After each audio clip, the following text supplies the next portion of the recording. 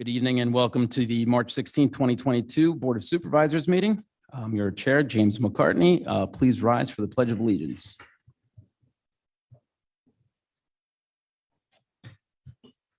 Pledge allegiance to the flag of the United States of America, and to the republic for which it stands, one nation, under God, indivisible, with liberty and justice for all.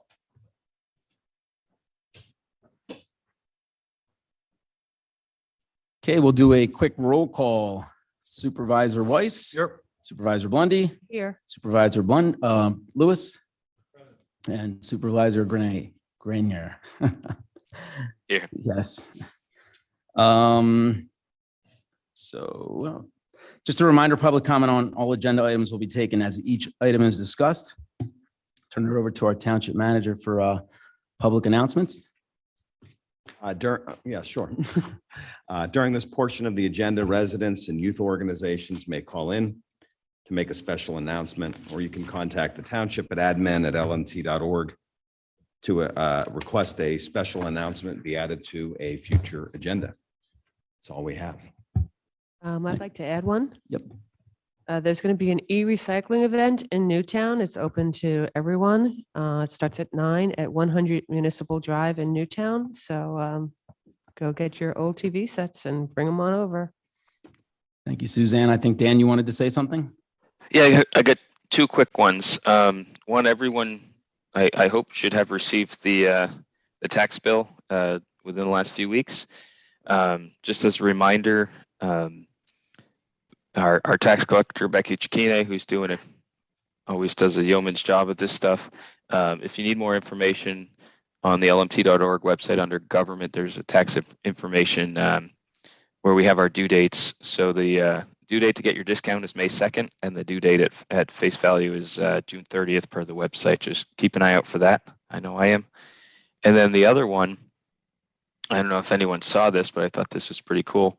The September 11th National Memorial Trail, which is a 1,300-mile multi-use route that links the World Trade Center to the Pentagon and Flight 93 Memorial, goes right through Lower Makefield now. It was officially dedicated, I believe, on Friday, this past Friday. And in addition to using the towpath, there's also a sort of hub link that will be following the new Woodside Bike Path Trail all the way to the 9/11 Memorial. So I think that's pretty cool that Lower Makefield's being recognized in that way on this trail. So check it out when it's ready. Thank you, Dan. Moving on to agenda item number 5, consider approval of minutes for March 2nd, 2022. Do I hear a motion? So moved. Second. Motion made by Supervisor Weiss, seconded by Supervisor Lewis. Any discussion? All in favor, raise their hand and say aye. Aye. Motion carries 5-0. Agenda item number 6, the treasurer's report. Ms. Blundy. I'll make a motion to consider approval of the February 2022 interfund transfers in the amount of $1,140,570.18. I'll second. Motion made by Suzanne Blundy, seconded by Dr. Weiss. Any discussion? Any public comment? Call to question. All those in favor say aye and raise your hand. Aye. Aye. Motion carries 5-0. I'd like to make a motion to consider approval of the warrants list from February 22nd, 2022. There's a lot of twos there. And March 7th, 2022, in the amount of $1,091,120.60. I'll second. Motion made by Supervisor Blundy, seconded by Supervisor Weiss. Any discussion? Public comment? Call to question. All those in favor say aye and raise your hand. Aye. Aye. Aye. Motion carries 5-0. Thank you. Agenda item number 7, consideration to hire Tim Chamberlain as the Fire Services Director and approve a 4-year employment agreement. So moved. Second. Any discussion? Thank you. Just for everyone to be aware, Tim, who's here, is a graduate of the National Fire Academy Executive Fire Officer Program. It's one of 68 individuals in Pennsylvania, 600 in the United States, and and 4,700 across the world with that distinction. Tim has earned his bachelor's degree in applied science and technology. He's been conducting fire inspections for 15 years, including the last several right here in Lower Makefield Township. He's been a professional firefighter for 14 years, being given increasing levels of management responsibility during that time.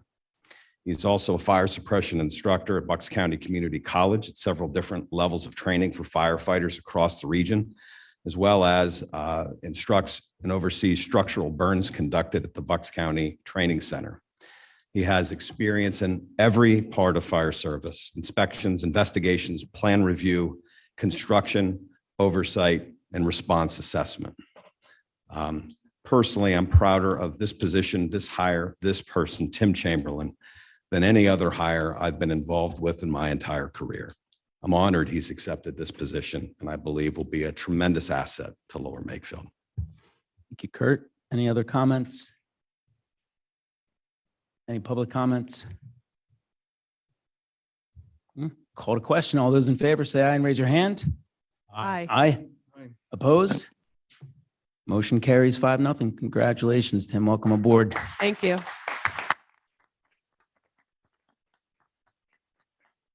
You want to come up and take a picture?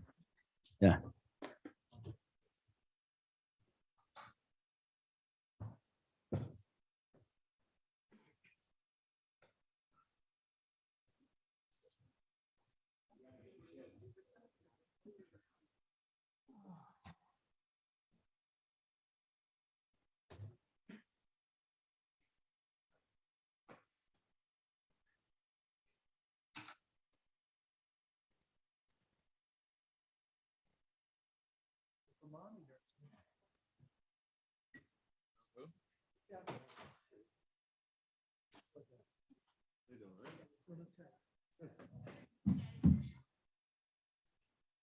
Oh my goodness.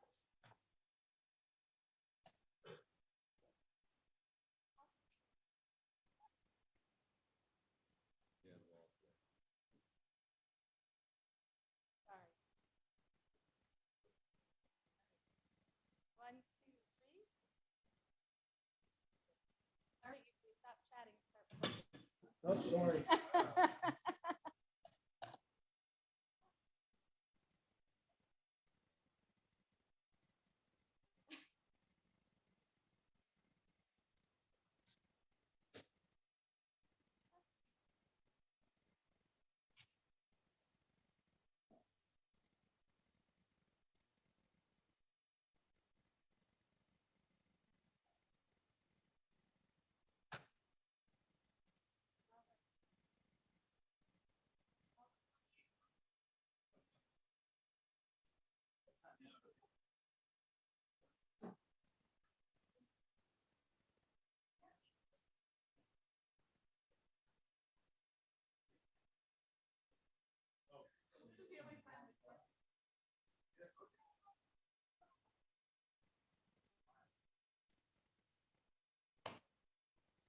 All right, getting cozy, everybody.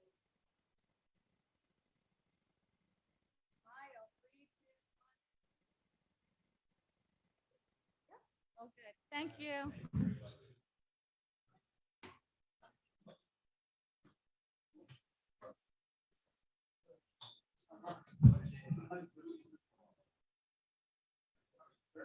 you. I appreciate it. Hey, I'm honored, man. Yeah, I'm honored. His credentials speak for themselves, and comes from a great line. So, yeah. Good. Good. You guys, let us know. Definitely. Yeah. Sure. We know. We're trying our best. Yeah. No. Yeah. Yeah, no doubt. Thanks again. I appreciate it. Yep.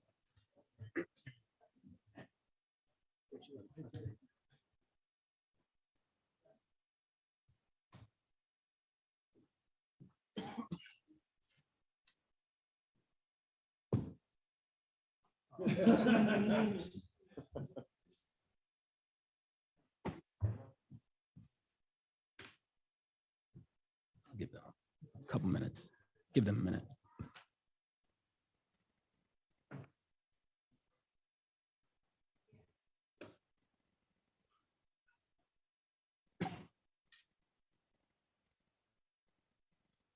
Yeah, I think they're just about done.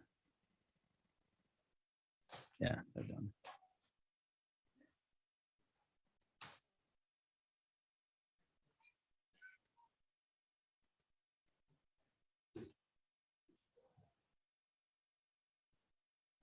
Thanks again, everybody.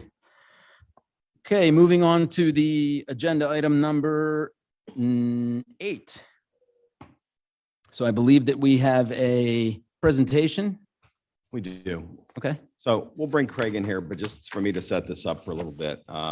We've spent the last several months in discussions with Enterprise, and as I said in my report, the same Enterprise, regarding a fleet management program that I think Craig, who's here before you, would say that I entered those discussions skeptical, to say the least. We brought Chief Coluzzi, Craig's smiling. We brought Chief Coluzzi into these discussions, who had the same upfront concerns with programs that he and I have both been presented in the past. And this was a bit different than that. So to set this up, as you all know, we're trying to get on much more scheduled planning for vehicle turnover, particularly police cars and things that have a lot of wear and tear on them. So Craig he'll walk you through all of this, and take any questions you have, but turn the floor over. Craig, it's all yours. Thank you, Kurt, and I appreciate the opportunity to be in front of everyone tonight. Let me bring up my screen here so I can give you guys just a high-level overview of what we're looking to accomplish here.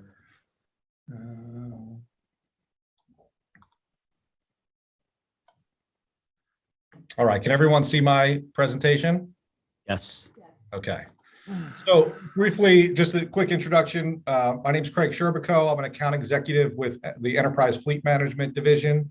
I've been with Enterprise for 17 years, and I wanted to introduce you to who you are, who the company we are, and we're most well known for our Enterprise, National, and Alamo rent-a-car brands, where we've been in business for 65 years, and we remain, one of America's most largest privately held companies, and we're still a family-run business to this day. And we have over 1.8 million vehicles under our umbrella. So what we're talking about tonight and the concepts that we kind of go through, we are actively doing these with our rental car brands.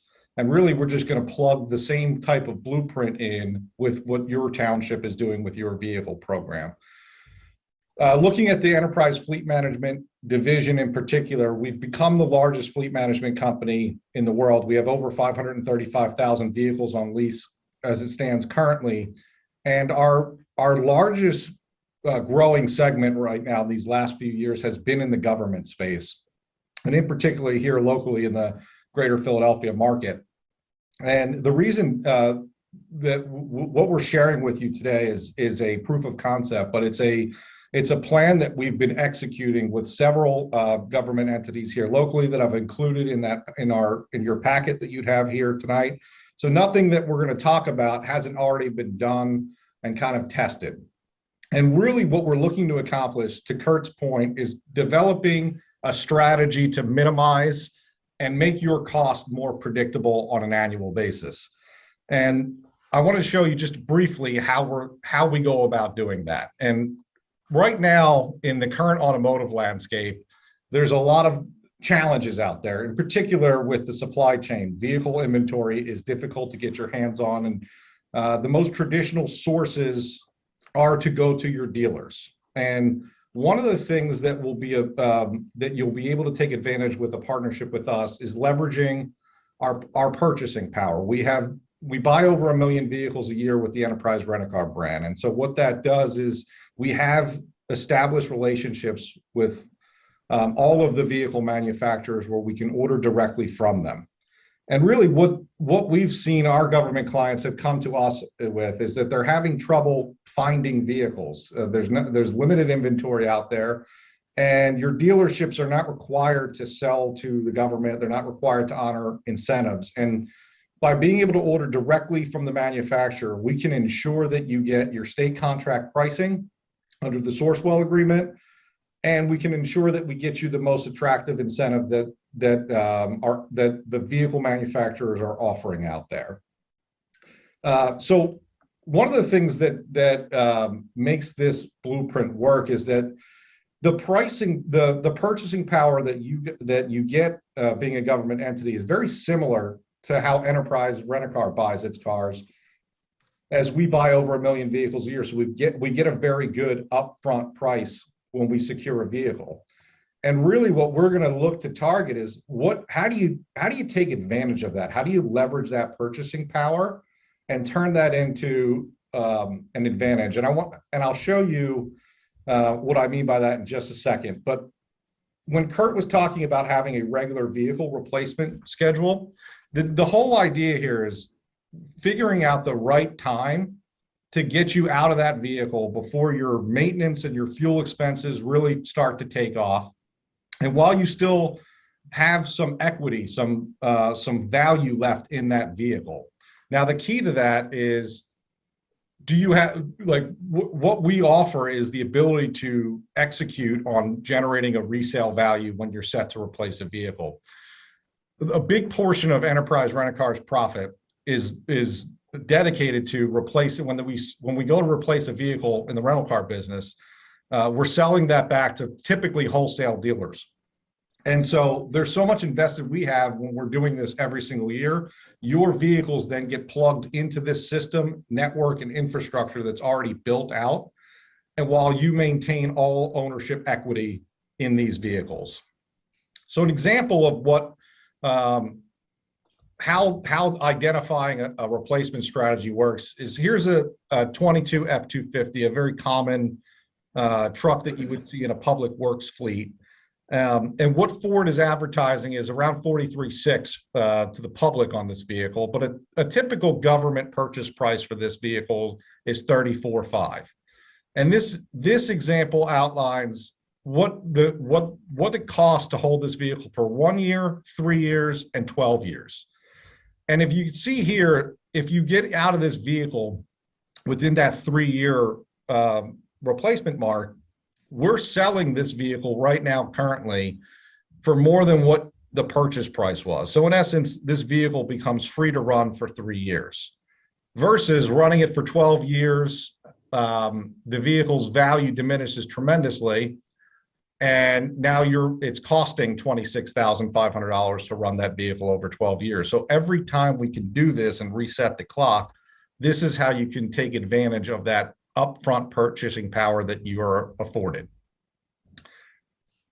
Included in your analysis was how we were going to save the government, or I'm sorry, the township, $835,000. And we put together a 10-year analysis both on the police fleet and the public works fleet, where the main concept here is take advantage of your upfront pricing and really get you out of that vehicle. You'll see your fuel and your maintenance numbers really start to become predictable and steady after you get into years 6 through 10, when you're fully acclimated onto our program, which is allowing for the cost savings and making your budget much more predictable. Craig, could you make that bigger, please? I sure can. You know what?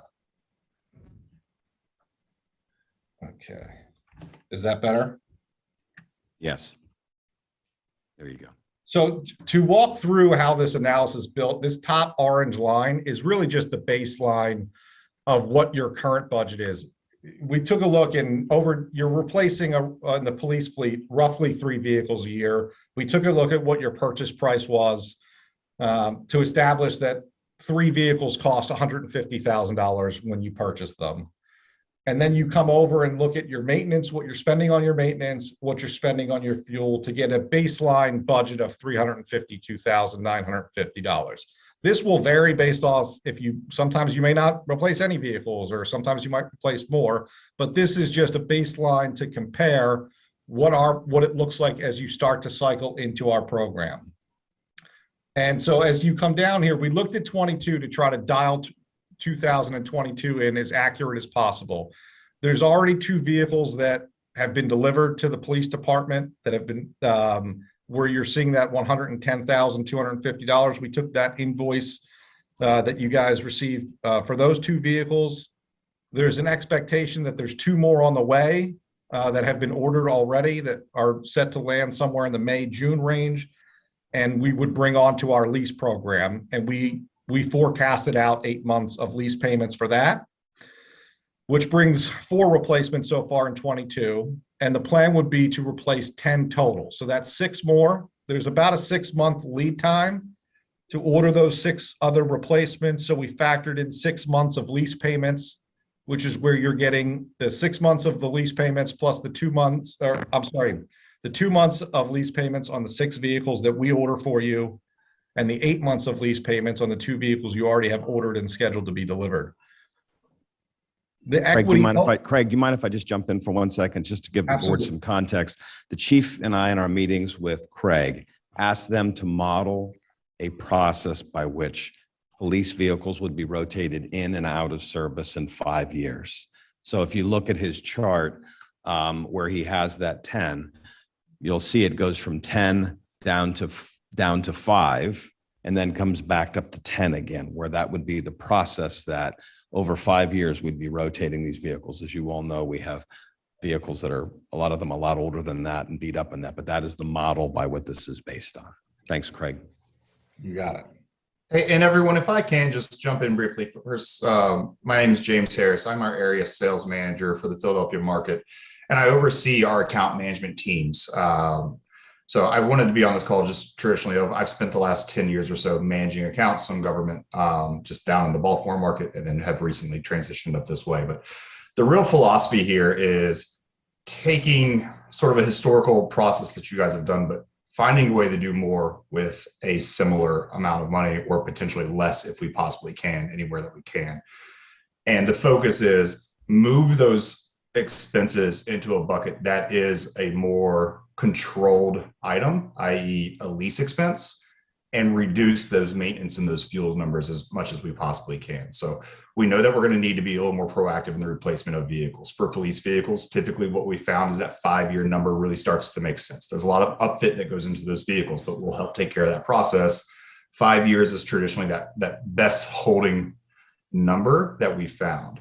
For public works and other divisions, that number is going to change a little bit. It might be a little more aggressive based on the type of vehicle and the upfit that they have. It may be a little different based on if they're doing larger vehicles with a lot of upfit on them as well. So we'll create a plan and a budget to go into place for each of those particular vehicle types, where the equities, i.e. the resale values of these vehicles, are helping fund the replacements of units. So this now turns into only paying for a portion of the asset as you utilize it, as opposed to paying cash in full for a vehicle, running it out over a period of time, and then maybe making a few dollars for it at the end when you're done with it, or just selling it on a online auction or something along those lines. So that's really the intent here. It's not a set cookie cutter program where you have to replace things at a specific time period.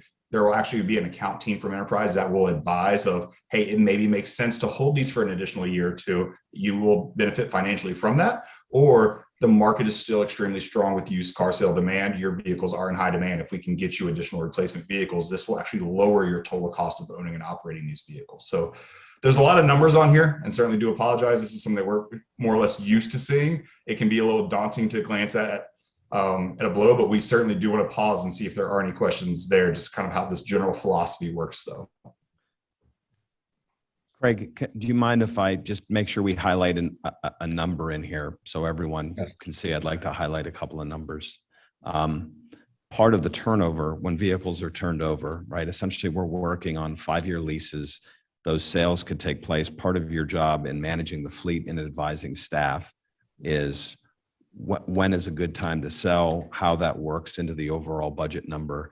But when vehicles are sold, you oversee that sale, but the township gets the money back, and it would be outside of the annual expense that we would see, that there's an estimated amount what would come back based on this modeling, correct? Yes, correct. Absolutely.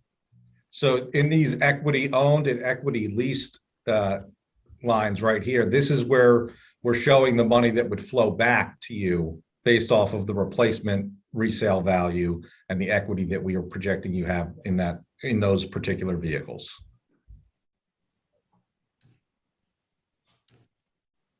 Thank you.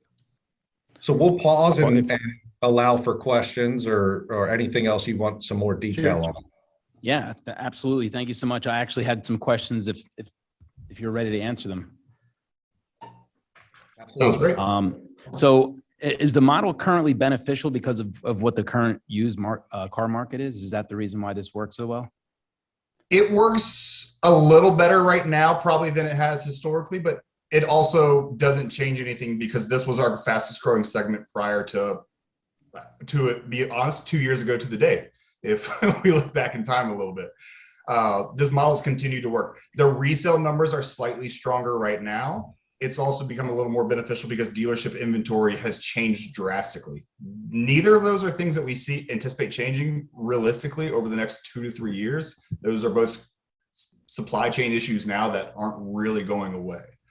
But to highlight your question specifically is the only number that's truly going to change is old stuff is worth more now than it was previously. So it does put the township in a fairly good position to say, hey, even our older vehicles are worth more today than they were at this time 2 years ago. So there's a bit of a pop you'll see in resale value from there, but the philosophy and the numbers still hold true in a quote unquote normal environment as well. And so just to be clear, you've only been doing this program for about 2 years or longer than that? It's been in the last 5 to 6 years, we've added police vehicles into our mix. We've been doing local government, mostly just public works focused vehicles outside of that, longer than that. But we've been in the vehicle leasing business for a significant number of years. Okay. And then what other municipalities are currently using this model that we can refer to, or are there any that in Pennsylvania or in Bucks County that are currently using this model? Chester County, Westchester Borough, Philadelphia Housing Authority. We don't have any in Bucks County that I'm aware of, James. Okay. No, there should, I believe, on the handout that was provided, a handful of references. A lot of them have been specifically in New Jersey and in Delaware, with a couple that are floating through the Pennsylvania region as well. Okay. And then, Chief, I'm sure you've been through this numerous times, right? I have. Can yes. you give me a little the board a feel of this program versus prior ones that have been presented? Yeah, we looked at something similar several years ago with car dealerships who wanted to lease vehicles to the police department, and they're no way comparable to what Enterprise has to offer as far as the turnover, as far as the leasing prices, and as far as incorporating all of the outfitting and upfitting that we need to do to a police vehicle. And as you know, when a police vehicle is done, its use, it's pretty beat up. Yeah. And for a company to assume that vehicle and to assign such a good value to that vehicle after it's been used for 4 to 5 years is amazing. So I was very impressed by it. And what I'd like them to do, if you could explain to the board how you're going to take ownership of the 2 vehicles that we already have purchased and the 2 additional vehicles. The 2 vehicles that we already have are Tahoes, Chevy Tahoes. They're for marked vehicle use. The other 2 are Ford Explorers for undercover use. They're unmarked vehicles. And Enterprise is willing to assume ownership of those vehicles, return the cash to us for those vehicles, and then in turn lease them to us. Greg, could you explain that? Yeah, so exactly what Chief Coluzzi said is that we are going to stroke the checks to the respective dealers that the invoice money is owed to, and then bring them onto our lease program. So in essence, that's going to really lower this 22 number. Instead of being 110,000 is going to go to 0, and you're going to have a portion of lease payment owed on the vehicle, which is going to significantly reduce the 22 vehicle budget expense. So we're able to bring those vehicles on, as well as the 2 that are ordered that haven't been delivered yet, and the one that's also ordered out of the Public Works Division. So what I would just add for the board specifically, we budgeted $210,000 for 4 vehicles this year. in the end, the dollar amount, if the township was to opt into that for this year, would be significantly less. So, and again, keep in mind, we'd be turning 10 cars over. Because those remainder of those cars would come in later in the year, the lease payments will just get started. We will have 6 figures left in this year's police capital expense account. That if we turned that money over, you would essentially be just carrying that money over to next year and in large part covering 23's expense, because they're going to be through a series of leases. And if you look at his expense, can you blow that up for me? Yeah. Craig? So we're here at 23 right here. So what you're seeing is, okay, you can stop right there. So you're seeing the lease expense, right? So essentially what the concept is, and it's just like in the road machinery fund that we're doing, right? Is that you get up to the point where when you get to $301,000, you have all of your entire fleet is in various terms of repayment, where you sort of cap out at that number. And that would be the budget number. You know, cars would get more expensive, obviously.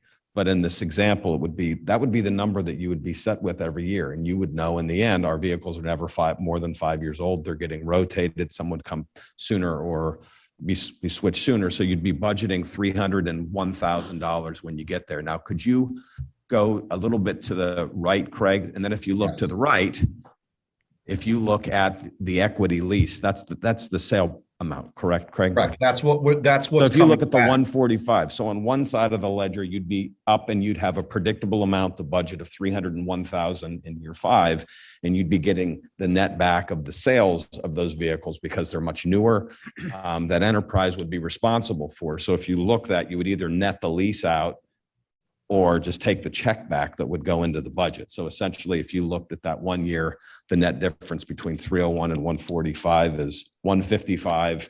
The following year would be 220. And I'll just remind you to look at that net, because this year we budgeted 220 for 4 cars. So, essentially through the program, through the end of 2023, the end of next year, you would have flipped 16 of your 30 cars. Which, every year we're sort of stretching as far as what we're going to spend, what we can do. This creates a predictable pattern for the lease payment. And then you can see in the end, maintenance starts to go down because the cars aren't as beat up. Fuel prices, because you're getting newer cars, they're not eating as much gas. And you're saving money overall for that as well. But I think most importantly, you have a police fleet that is sitting there not with 170,000 miles on some of these cars, and they would be responsible for reselling them via the markets that they have. So it looks like year 5 is the break. That's kind of your good. Yeah. So if you look at like year the 1, net cash line is what I'm looking at. Yep. But if you look before you get to trading them in, you can see that they're saying here in year 2, right, 151,000. If you look under column O. That would be the predicted amount for the leases for that year, but we'd be saving a significant amount of money this year that we could carry over to subsequent years, to next year, to essentially almost probably take the entirety of the 2023 payment with what we've earmarked this year already. And you're comfortable with that analysis of a 10-year savings of about 551,605? Yes, I will tell you that the chief and I, he's smiling now. He's not smiling because we were polite with him through this whole thing. So, and just so you're aware, these are not numbers that they just pulled out. They did not build this pro forma until we gave them all of our fuel costs over time, our maintenance costs over time, even the price and how the chief upfits the cars was all provided to them. So this isn't just. This is real data. It's not. This is real data. It's not just a generic pro forma. Okay. So this is an all-inclusive number then? It is. Correct. Any other comments or questions by any of the board members? Yeah. So help me understand, I'm going through the spreadsheet here. The fleet size is 30. And I'm getting an understanding here. Where of the amount that you're saying we'd save over 10 years is $551,000? Correct. And how are you calculating that savings? Is that the combination of all the net cash numbers you're showing? Correct. Okay. So a couple things to posit. One is we're in the midst of a transition from internal combustion engines to electric cars. Electric tends to do very well for municipal fleets right now, but we don't have a supply that matches the types of vehicles that we need yet, but that's coming. So let's talk about 2-3 years from now when the choices are there. How would that work? Could we be then leasing those types of vehicles instead of traditional ICE cars? Absolutely. And that's actually been it won't surprise you, that's a pretty popular talking point right now, and something that our team will put an analysis together year in and year out for when we come to make decisions or recommendations on, hey, it's time to replace these vehicles. What should we replace them with? Standard internal combustion engines will be a part of the immediate conversation because realistically, the infrastructure is better suited towards those vehicles right now. We also haven't really seen a big pop on a government incentive to motivate government entities to take advantage of electric cars at this point. As that tide starts to turn, that will go into our analysis to see if it does make sense. We do have some current municipalities that do take advantage of a couple electric cars, but typically is for 1 or 2 just administrative office-based vehicles where they can have 1 to 2 charging stations set, and that vehicle basically permanently resides there and is used for generic day-to-day use. Outside of that, the capacity for electric vehicle does not currently exist yet, but it will be a part of future planning as we continue down the road and see more or less the infrastructure build out to support those types of vehicles. So along with that, though, the average annual lifespan of presumably, again, an electric car could be much greater than the current replacement cycle, right? So, and they It tend to hold- potentially could, but, and I'm sorry, I don't want to cut you off. Go ahead. I was going to say along those lines, how does that factor in if we think that that's going to occur? Does that tend to mean that the savings, I guess what I'm trying to get at here is where is the factor of your savings? You're saying it's a function of your buying power on the front end. You said you were maybe slightly better or as good as we are through our government purchasing. But you said in the disposition side is where you thought you had a strategic advantage then, correct? In the car? Yes, sir. Okay. And then I take it the other element you think is a win for you is your interest rates, the borrowing cost is super low for you? No, realistically, your operational expenses by having a more proactive replacement cycle more or less take care of themselves. So as you're replacing vehicles and running them during shorter life cycles, your maintenance expenses, it's not that we magically make an oil change cheaper by any stretch, but the necessity of the repairs falls strictly almost predominantly under preventive maintenance and no additional outside repairs. So you eliminate a big chunk of that maintenance column. You'll notice it almost drops in half there as we model this out. Right. And but that we could achieve that same kind of savings if we just bought the cars ourselves and cycled them the current way. So the difference where the savings has to occur is either you have to have a significantly better disposition Correct. Yes, sir. value, right? And your borrowing costs are significantly lower than ours if we were going to do that then. And that's, I mean, that's what technically you're speaking, arguing? you guys could fully fund these vehicles if you wanted to continue to. It doesn't typically make financial sense from that regard. But to your point, the strategic resale and knowing when and how to sell different types of vehicles and creating those strategies, that is how enterprise generates a lot of their profits. Craig said before, that's where we are able to help drive and show this behavior. Yeah. If I could jump in too for a second. Also on the acquisition side, it's not like it's a total wash for you.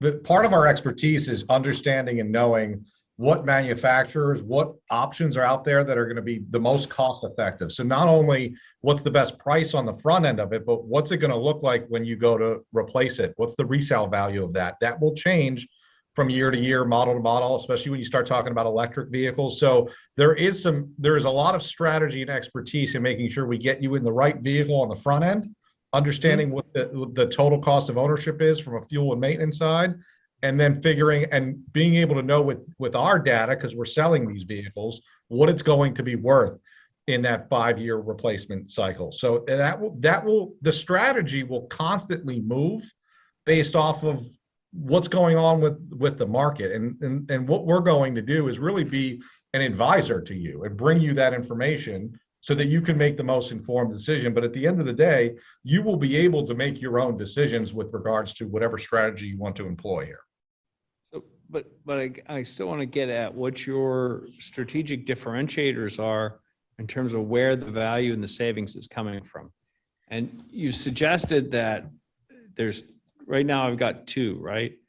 The first part you're saying is you're going to better know upfront on the purchase price, not that you get that much better price, but you will know the particular make and model and features and functions that will yield the best residual value, right? That's your first Yes. argument. Okay. Yes, sir. And just to add to that briefly, is we will provide you access to order your vehicles directly from a manufacturer. So you can choose the exact specs of those vehicles that you want. We're not choosing based on what's available at a dealership lot. It is, Right. These are the exact specs that we use. We want nothing more than that. And that can help considerably control your expenses as well. And then your second part is you say we can sell, because you sell millions of cars a year or whatever, at a higher residual value than we would get currently. Then, those could all be fine, and I could agree to that. And it seems like some of the flexibility that is there. But then my question then is then the other part you're arguing something about that your interest rate costs are lower or other reasons why? Is it just those two components that it's where the value is created for you and for us? In this particular instance, those are your two driving factors. Your residual benefit that you get from that are downward trends on maintenance and fuel because of the hold cycle that you're going to utilize on these vehicles. It's pretty drastically different than what you guys currently do today. So it helps control those operating expenses. Right, but so- or those are your primary areas though. But I could mimic that through just straight up purchase, right? The value you would be adding, if hoping I understand your presentation is you buy smarter at lower and you sell higher in residual value, right? Those are the two drivers for where you're creating value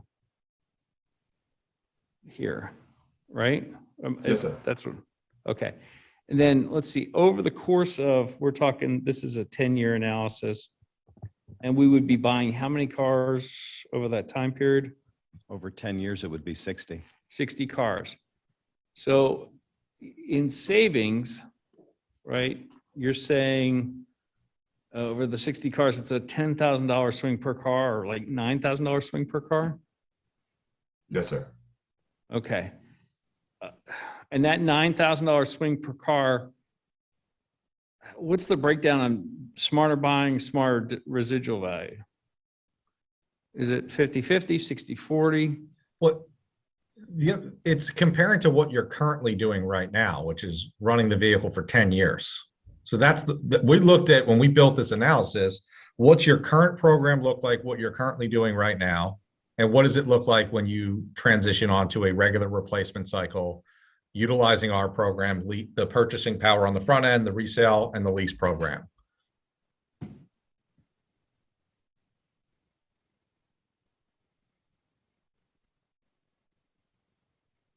Okay, yeah, I'm just wanting to break down where that's coming from so that I have a better understanding of that.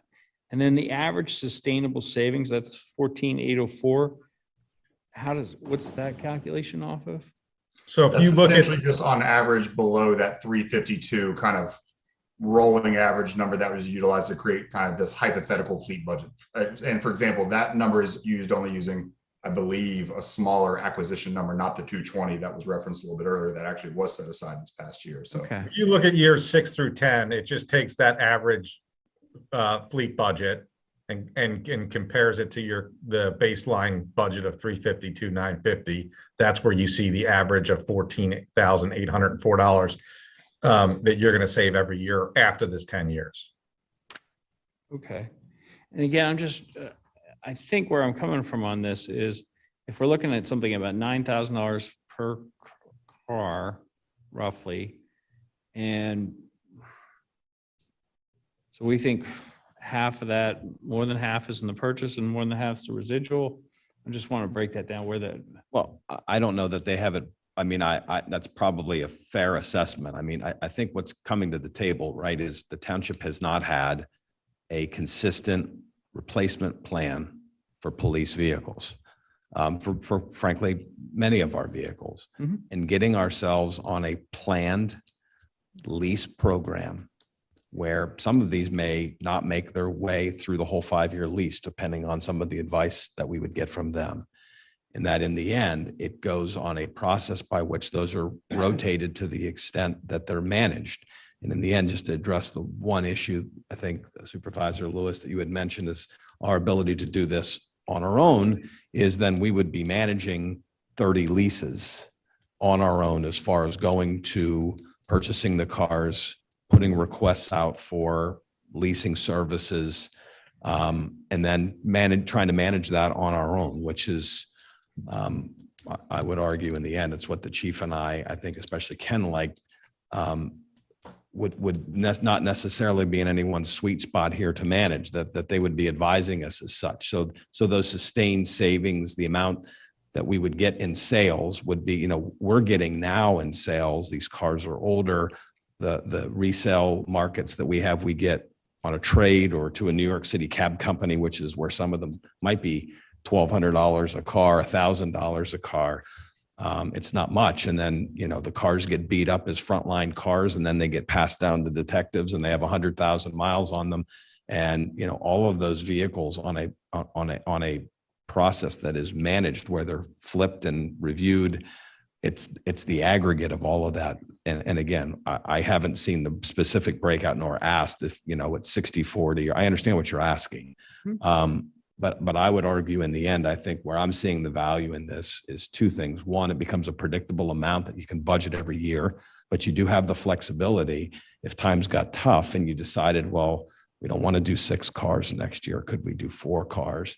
But it's to create that level of predictability. But then the cash side on that, once that gets rolling, offsets many of those expenses, and it is being actively managed. So to me, that's what I think would be helpful to staff, is those insights, because they have a proposal that they haven't gotten to yet as well for non-CDL public works and recreation trucks, everything below a CDL level as well, that they offer that same sort of insight to the board, to staff members, what have you. So, Kurt, I think another important point is how would Enterprise expect to contract with the township? I'm sorry, say again. How would Enterprise expect to contract with the township, this program? So Craig or James, can you answer that question? Yeah, so we have a standard master lease agreement that's set up. There is no contractual term saying you are obligated to buy a vehicle from us. So it is purely an optional, hey, if every vehicle that we get from you in the future is by choice, it is not by requirement or necessity of any legal paperwork that is in place. We are a customer service based driven organization. Our anticipation is to provide and stand by the services that we provided and make sure that you guys continue to want to do business with us. So we are the preferred vendor on the Sourcewell contract as it comes to fleet management services. So we will set it up just right in lines with that Sourcewell contract pricing. Sourcewell. And then, sorry, go ahead. Daniel's raising his hands. Go ahead, sir. Oh, keep going. I'm sorry. I said Sourcewell to our solicitor. He was asking where you got them. Oh, sorry. And just specifically from there, sorry, I lost my train of thought there. It is more though, and you're not necessitated to, I guess I'll just leave it at that. And we could sever our agreement with you at any time, sever our services with you at any time. Yeah, at that point, if you chose to do that and you had some outstanding leases with us, we in sense are just a bank for you at that point where a payment is due. And if you wanted to pay off those vehicles, we can certainly discuss those and get that taken care of for you as well. There is no true binding agreement. It is just, we are in fact your bank in that instance. Thank you. James, can I ask a question? Sure. So, James and Craig, thanks for coming. For outside of this, I'm one of those people that would never lease a vehicle for personal use. I maintain my car for a long time in good working order, and financially, it's much. if you can keep a car much longer, that's much more financially sound from a personal level. So, but and one of the reasons for that is when, Chief just mentioned contracts, is when you look at typical lease contracts for personal use. That's what I'm trying to wrap my head around here. Is you're limited in terms of your miles and everything else. And these are municipal vehicles. They don't go easy on them, right? Lots of acceleration when needed, unfortunately, and lots of driving. So can you kind of walk us through I know what some you're of those asking, types so of terms I'll and just conditions? jump right in there. Yeah, go for it. It's not a lease in a traditional dealership lease mindset. It is considered essentially just an operating lease and the best way truly to explain that would be, this would be in essence, I'm going to the dealership and I'm going to finance a vehicle, but instead of financing down to $0, we are going to finance it down to a book value amount that is set. So I'll just use a hypothetical number, $20,000 vehicle. Instead of paying it down to $0, it will pay down to $5,000. That will help reduce the cash flow in the monthly payment on that particular vehicle. At the end of that term, we have ordered a replacement. It comes in, we then sell that vehicle for you. We sell it for $10,000. The $5,000 in profit that is made above the $5,000 that is owed goes back to the township in whatever form that they want to utilize those funds. Enterprise basically just pays off the balance of that vehicle for that $5,000.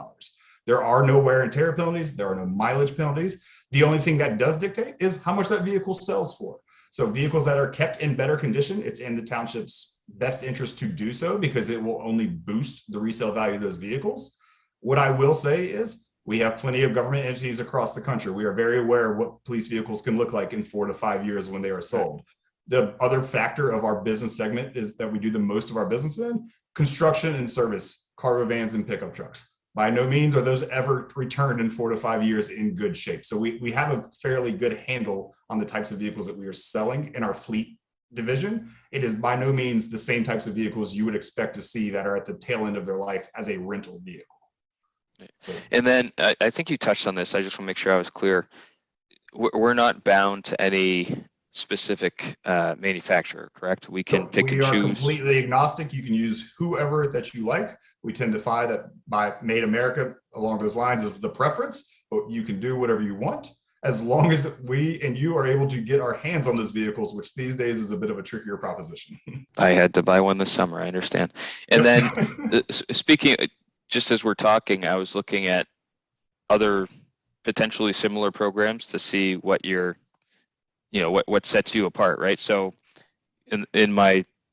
while you're presenting, just looking up, Ford has their municipal finance program, which is also, they have a lease or purchase options, right? Specific to police vehicles. Chevy has something else, when they say, and again, I'm just looking at a pamphlet online, it looks like you could get 10 or 12 vehicles for a fairly low, they say, what can you get for 150K? And they show, a handful of trucks, handful of cars or whatever, SUVs, that's what you can get.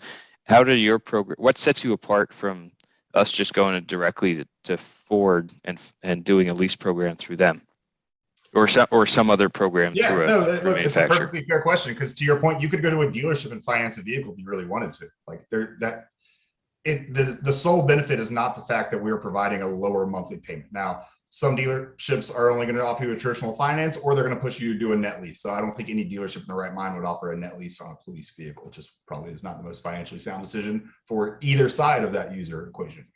From our perspective, though, is we will assign local account management team that is essentially paid for as a part of this program. You will have a dedicated support team whose job is to monitor and control, hey, where are these expenses coming into play? We're going to forecast each and every year to say, hey, if we've got 5 vehicles to replace, 3 are police vehicles and 2 are public works vehicles, what are the best vehicle options that we can currently get our hands on? Right now, is it Ram? Is it Chevy? Is it Ford? Is it another manufacturer when it comes to a pickup truck?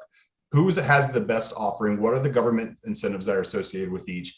And then what's going to hold its value up the best over the term? So when it's come time to sell that vehicle, we know that we're going to get the most bang for our buck. We'll also put guidance on when to sell particular vehicles. Running sedans right now, not necessarily the best move that you can make. So while you could go to a Ford, you are then also stuck with Ford and you have no option there. And they're not going to give you the same sort of specific guidance on when and how you should be replacing your vehicles. it will just say, you wrote a 60-month lease term with us. We're at month 55. We're going to call you and say, hey, do you want to replace your vehicle in 5 months? That's the only question that you'll get in those sort of instances.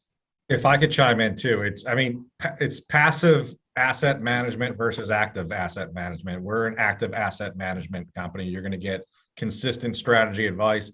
The second piece of that pie is disposition. The disposition side of things, where you get your vehicle plugged into our network and infrastructure to maximize your return when you're set to replace that vehicle. And then I guess to your point, right, you're providing a value add in terms of knowledge, knowledge of the market and knowledge of the systems, et cetera. If this is my personal approach for something like this is a big dollar program, would be to seek out others. And I know Enterprise, I've had family members that, or actually, no, I don't think I've had family members. I think I've had friends that worked at Enterprise coming out of school kind of thing way back when. So I'm somewhat familiar. But if we were to put this out to RFP, would there be others would you have competitors that might have a different approach and ultimately you say, hey, yeah, they compete, they might have a story, but ours is better for XYZ reasons? It's been put out to RFP. That's the Sourcewell agreement. We've won that RFP. So that's where that due diligence has come in, where they've already done that legwork already, and we've been awarded that contract. Just to touch on that a bit, let's say outside of that Sourcewell, just in an open market forum, there are other fleet management companies that exist out there. There are not that many that specialize and focus their efforts in smaller fleets. A lot of them work in a larger fleet segment. That is where they find the most quote unquote bang for their buck. What we tend to specifically notice and where we focus our efforts are on fleets that are anywhere from the size of 20 to 300. It's where we like to put our local presence. We have local account teams that work here. We specifically target those portions because their fleets are a large enough expense to where it becomes a burden, but it's not a large enough expense typically where you need to hire a full-time team to help manage that process. So most of our competitors are more of a software-based fleet management service as opposed to actual people to work as an extension of an organization. Understood.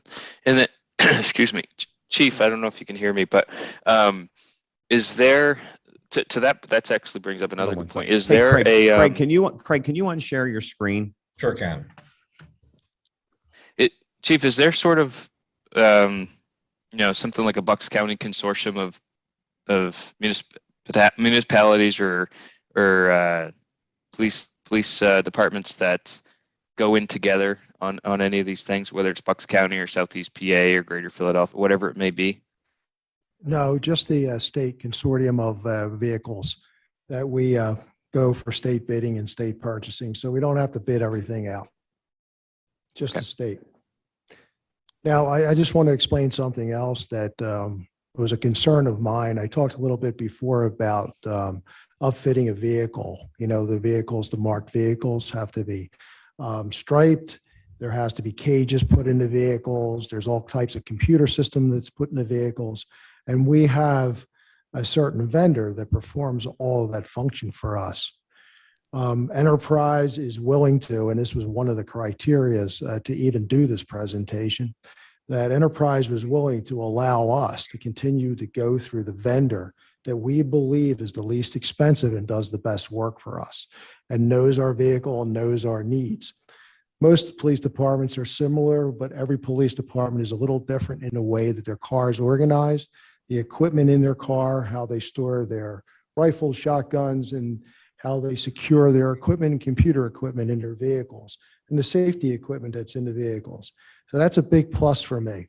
Now, when Enterprise says that they're going to have a team of advisors that consult with us, we have the final say. If they say we want to take a vehicle off-road in 4 years and we like that vehicle, we equip that vehicle, and we have a specialized use for that vehicle, we could say no to that.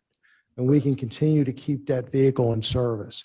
That's another big plus for us because we've been doing traditionally for years now, all of the purchasing ourselves, all of the upfitting ourselves.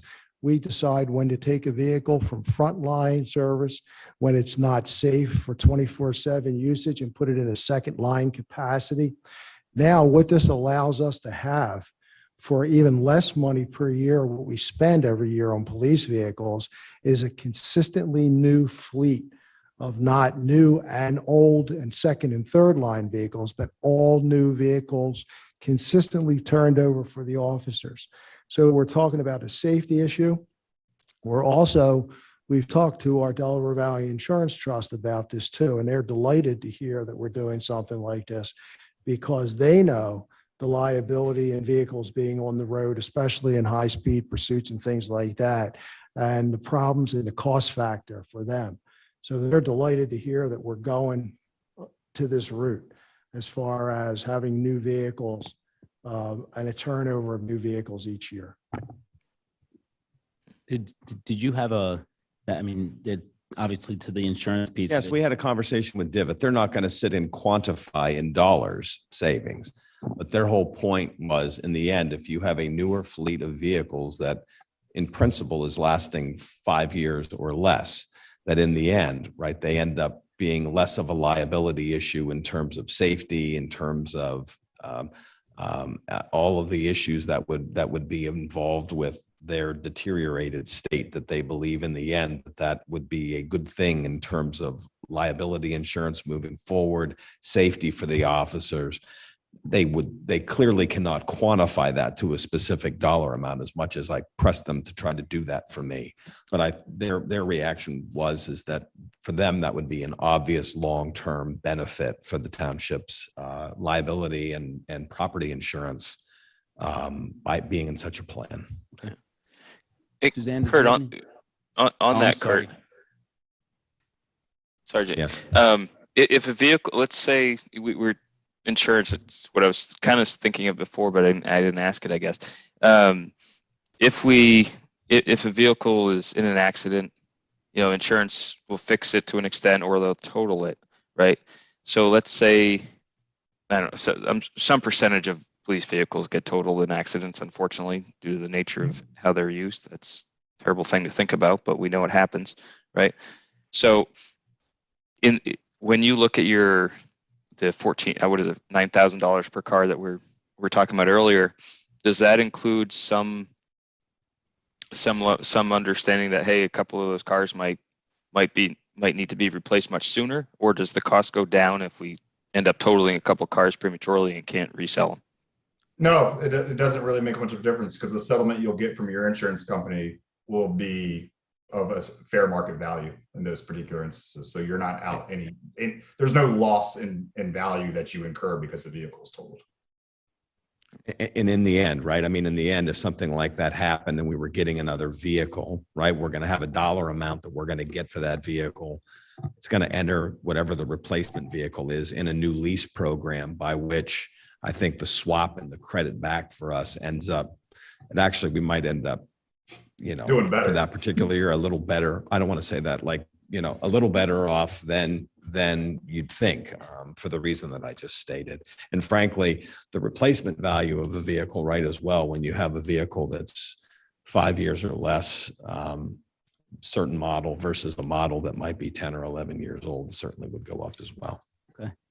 Suzanne, did you have any questions? No, thank you. Fred? No, I'm good. Thanks. Excellent. Is there any? So I don't think we were looking, obviously, this is a discussion item. Sure. I will say, and we're a little longer in time here than I would have, than we thought originally was, they have a second part of this presentation, as I told you, that I'm not going to ask them to do at this point, which would be the same concept for 13 police and rec vehicles, non-commercial vehicles that you would think of, some of which could be used for salting and plowing, everything below a CDL level, which essentially works in the same concept. I would argue with those trucks and things, in today's market, but always, there's probably even more of an opportunity to see value returned by not running the leases out on some of those programs. But we did the same thing essentially with a 10-year turnover, and it's the same concept. It's also within the confines of our budget, and we can discuss those details later, but I just wanted you to be aware of that. Okay. Yeah, I think it's the concept of it is what the board Exactly. is. So I don't know if it's necessary to have you guys go over the presentation of the commercial piece, but I appreciate the the effort and the ability to bring this before us. I mean, anytime you can save money is great, especially if you're able to turn a fleet over and have safer police vehicles on the road, and it makes the dollars and cents. I'm for it. So appreciate your time, fellas. Yeah. Thanks, you so much guys. For having us, guys. We appreciate everyone. Thank you. We appreciate it. Thank you again. Moving on to agenda item number 9, the engineer's report. Andy. Yes, hello supervisors. You have within your packet my engineer's report. I have no specific agenda items, but I do have a couple of quick updates. One is on Memorial Park. We met with the contractor out there to review the punch list, and they are going to be out there next week to address some of the grading issues that are in the punch list. And then again, they reiterated that we need to wait until we have a couple of days, 48 hours of 50-degree weather and rising, 50-degree weather and dry weather, I would state, before they can address the concerns with the court surface. So, but they are going out there to address the other grading issues. Also, for Memorial Park Phase 3, we submitted our grant application for the local share account grant that we had discussed previously. That grant application was submitted on Monday of this week. As far as the road program, we are in the process. We attended a pre-bid meeting earlier this week. Although no contractor showed up at the pre-bid meeting, I did contact several contractors who indicated that the pre-bid meeting was not mandatory, which we understood that it was not mandatory, and that they still intend to bid on the road program. The size is not a concern of theirs.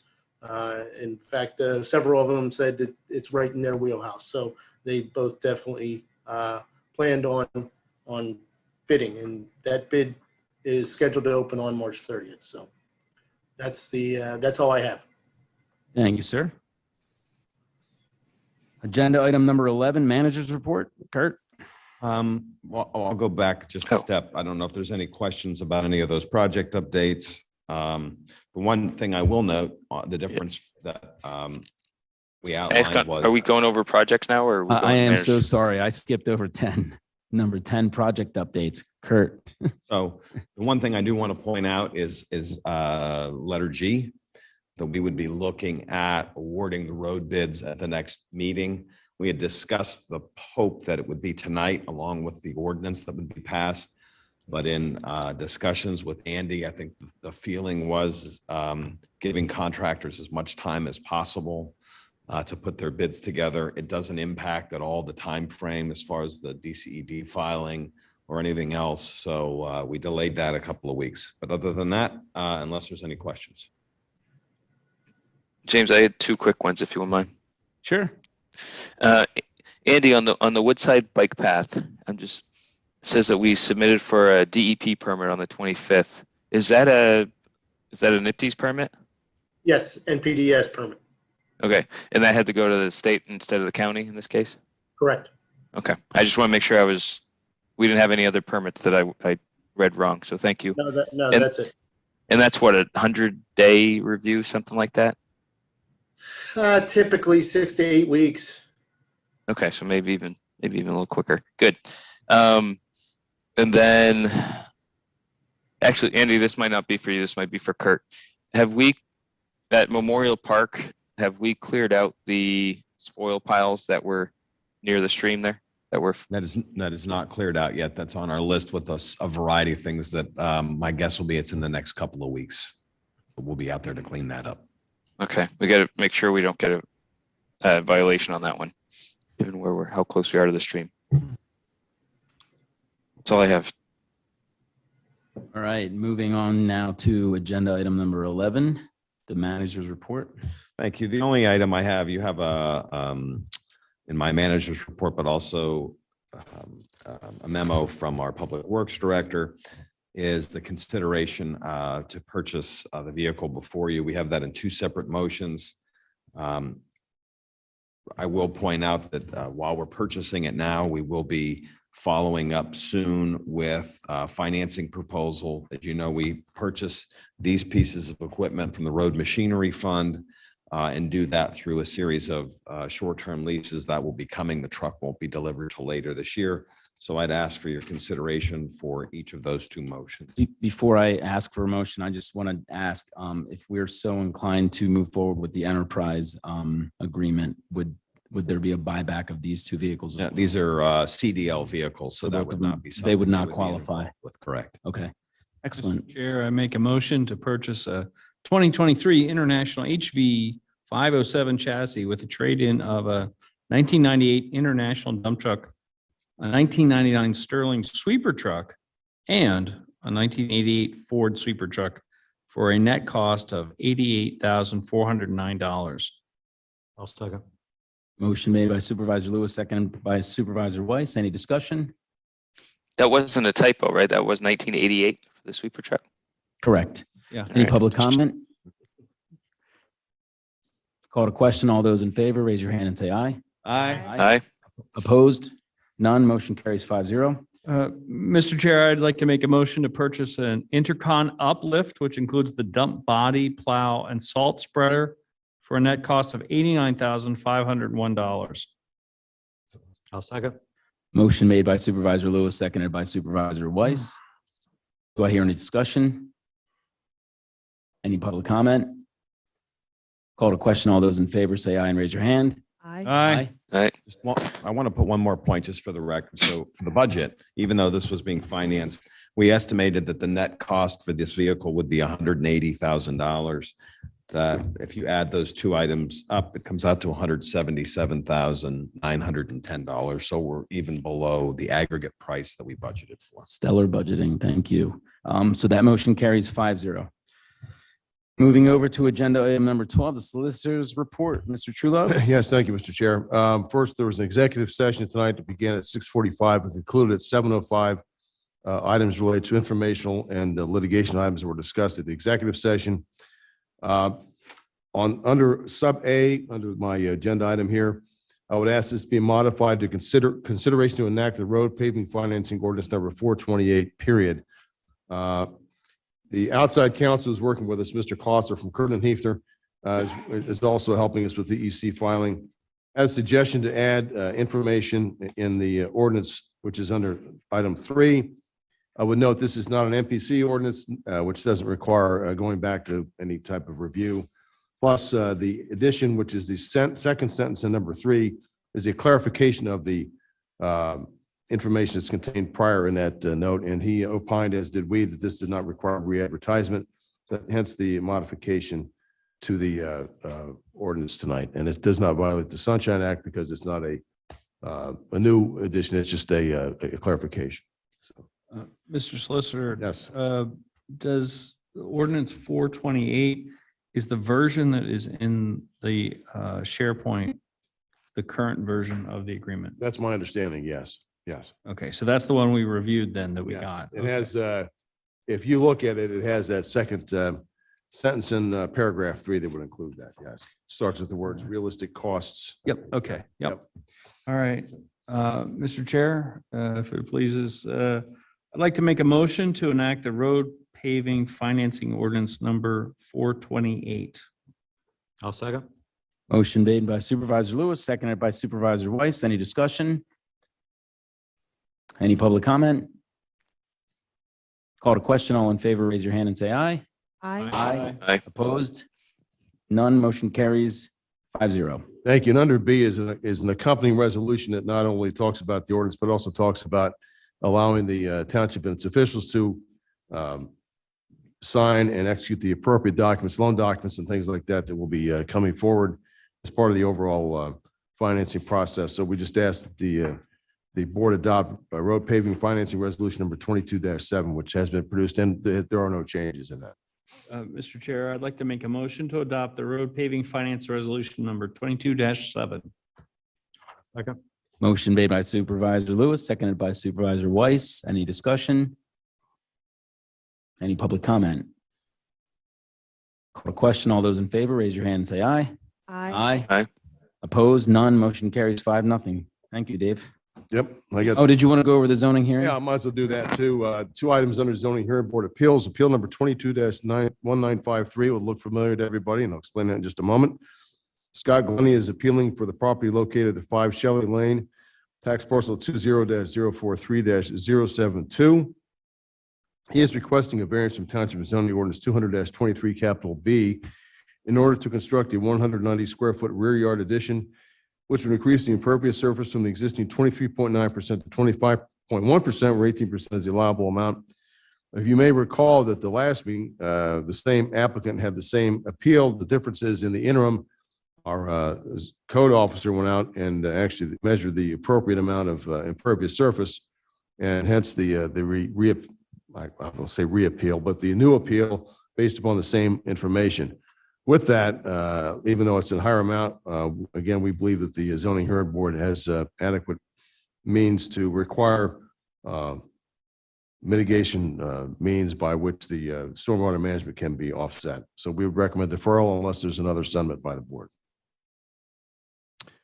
Hearing none, sub B, appeal number 22-1954, Edward and Alba Deck, appeal for the property located at 6 East School Lane, tax parcel 20-040-050, requesting a variance from Township Zoning Ordinance 200-23B, same one as the other matter, to increase the impervious surface in order to expand the driveway by 280 square feet and to construct a 10-foot by 14-foot vinyl Quaker shed, which would increase the existing impervious surface from 21.7% to 23.8%. I would note, while the name is similar and the location is similar, this is not the same property that was subject of a long appeal zoning hearing board process that occurred over the last several months, but it is in the same area, but it's not the same property.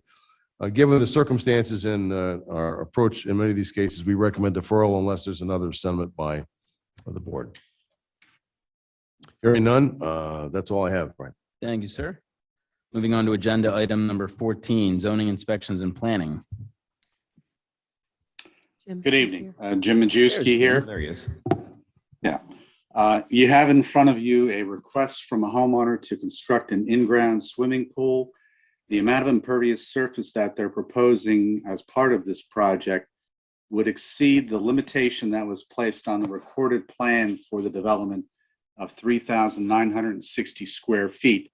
However, it is less than what would be permitted under zoning by a pretty decent amount. But it does require Board of Supervisors approval in order to allow for that. It should be noted that they are proposing an underground seepage bed to handle the stormwater management runoff from the additional impervious surface from what is existing to ultimately what is proposed to help offset that increase in impervious surface. Our township engineer, Andrew Pokel, did review the plan. He had a few minor comments and also a comment that they should do a perk test or permeability test in the location of the seepage bed, just to make sure that there won't be any issues with the design. Hey, Jim, real quick, what's the effective going to be after the seepage pit? Do you know? It will be 17.7%. So below the current 17.7? It'll be at what is currently existing. At what is currently at. Okay. Yeah. If there's a motion to approve, I would recommend you do it in compliance with the engineering comments as indicated by Mr. Majewski. I'm sorry, Mr. Grenner. I just want to make sure that's. Let's hear a motion first and then Sure. we'll discuss. So moved.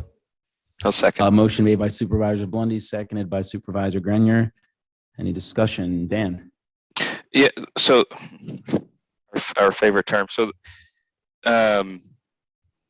Majewski, the term effective is not in our ordinances at all.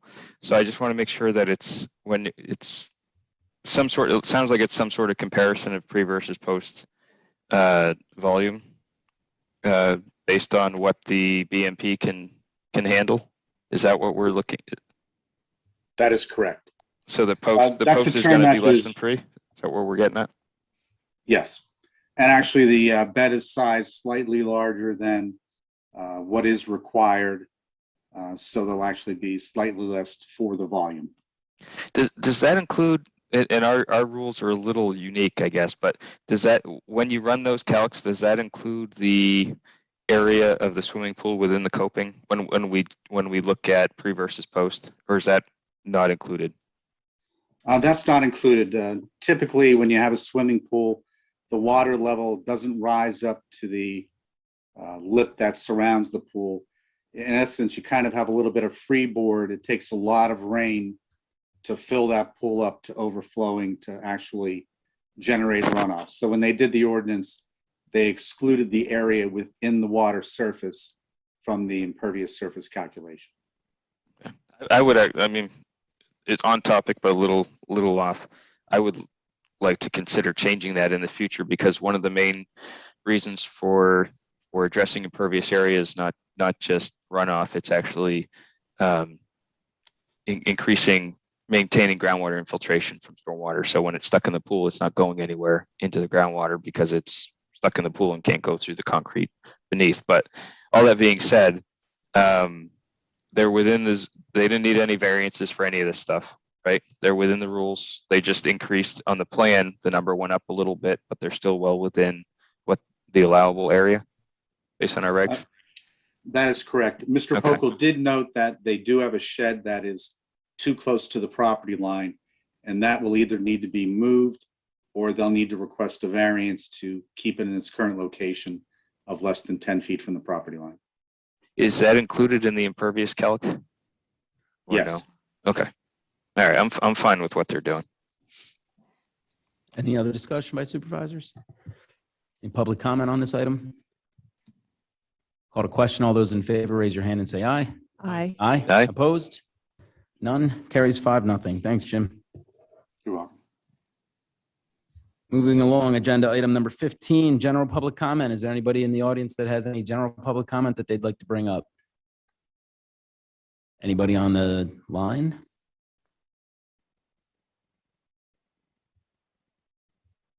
Seeing no one? Okay. So we are moving on to discussion items. That's number 16 on the agenda. I'm going to turn it over to our manager just to give us a rundown of what the sewer sale proceeds are, kind of give us some numbers so we can kind of start the process of what we're going to do with this money. Well, we'll go through. The sewer closed on March 4th. That sale, as a condition of the sale, resolved the sewer debt at the time of closing. We then paid off the golf debt the following Monday. So the payoff of the sewer debt was $11,783,318.75. The amount of the golf debt that was paid off was $15,219,728.92. So those two items leave with it a net proceed amount of $22,456,898.50. As I said in my report, one of the items right off the bat, we had to make a March 1st bond payment, which was immediately prior to the closing on the 4th. So I am suggesting that we essentially take that equivalent amount of money and transfer it over to the expense account to zero that out for the year. It still washes the same way. Had we closed on the sewer sale February 25th, that amount is $854,000 and change, the bond payment. It would have been paid for with the proceeds. We budgeted zero for that, so this will take it back to zero. So that takes then our net proceeds, factoring that in there, to $21,602,667.14. And to continue to run this string out, I apologize, but I'd rather be thorough and transparent. The pot of money that was provided for both the golf debt and the sewer debt is not all of that debt. I mean, as far as rating agencies go and as far as the township status goes, the debt's paid off. But quite literally, some of that debt, that pot of money is sitting there. So we'll automatically make payments as they're due until the portions of the debt that are callable would be paid for in bulk. That's an automatic process. There's portions of that debt that were not callable, that those payments will continue to be made for a period of 13 or 14 years. So that pot of money was invested in a vehicle called, they're called slugs, which stand for state and local government securities, which is a fixed income instrument that were purchased on the Monday of the Gulf debt, last Monday, which would have been, I'm sorry, that was 2 days, the 7th, I'm sorry. I'm losing track of time.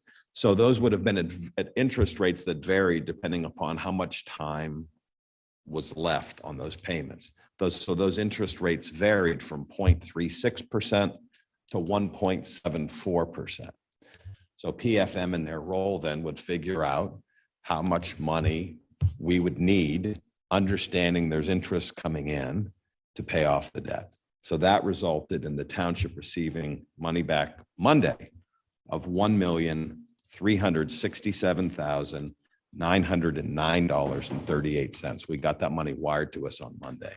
So while I've gone through all of these numbers, that leaves us with a final net proceeds currently of $22,970,576.52. So just a shade under $23 million.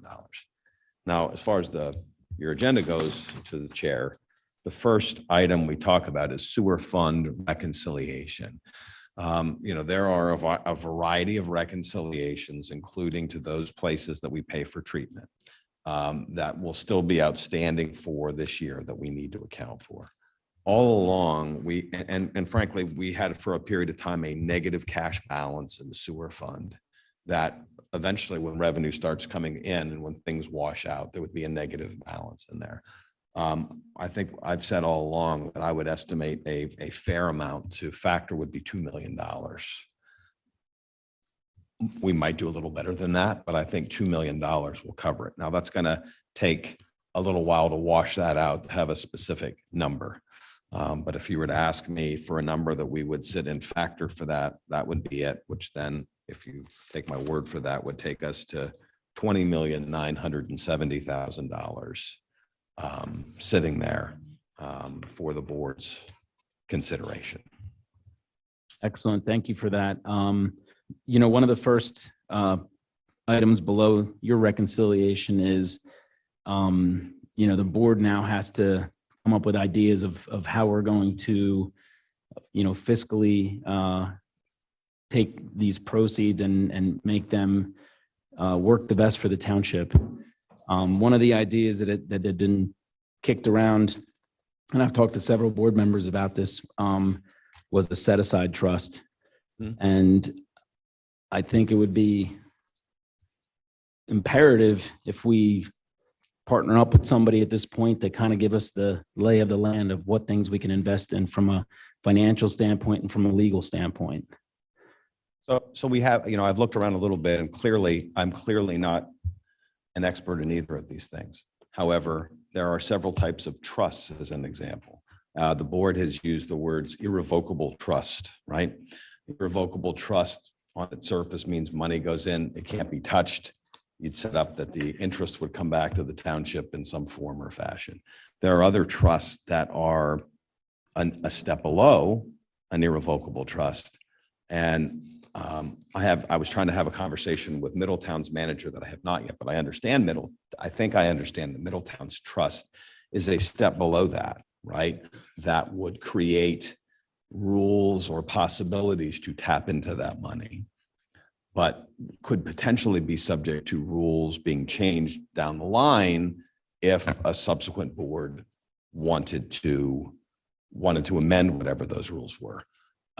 However, I certainly think that the dollar amounts you're talking about, regardless of what your priorities end up being, really need to have people with this that can give specific answers to probably what are going to be questions that are going to be asked, in between, like what we can do. Is it protected? Is it that, quite honestly, the Delco deal that's going on, they're talking about trusts, irrevocable trusts, what have you. And from a legal perspective, Tom Wyatt has been involved in that there and elsewhere, as PFM has. that sets up trusts and did our slugs and what have you. So they are people that have experience in this.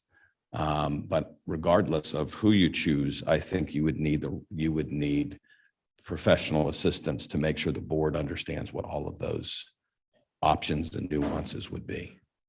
Do we have to make a motion to, or is it just consensus of the board to say, hey, let's get the ball rolling, to have, Kurt reach out to, whoever it may be? How legally is it? Mr. Chair, if I could, maybe we make a motion that the township solicitor get back to us with the options of what the money can be invested in and what the trust options are. Because I don't want to employ professional services firms outside of our standard ones until we have an understanding of what our choices are legally, right? So the motion would be, Mr. Chair, that we direct the township solicitor to review all legal options for both what the funds can be invested in and what trusts can be set up, and report back to the board in, say, 60 days. Can we have further discussion before we make any motions? I guess my initial question was, do we even need a motion on this, or is this something that's just an open discussion? I mean, it's under discussion item, so I don't think that we need to make a motion. If it depends on how far you want to go tonight. I mean, that's the shortest answer I can give you.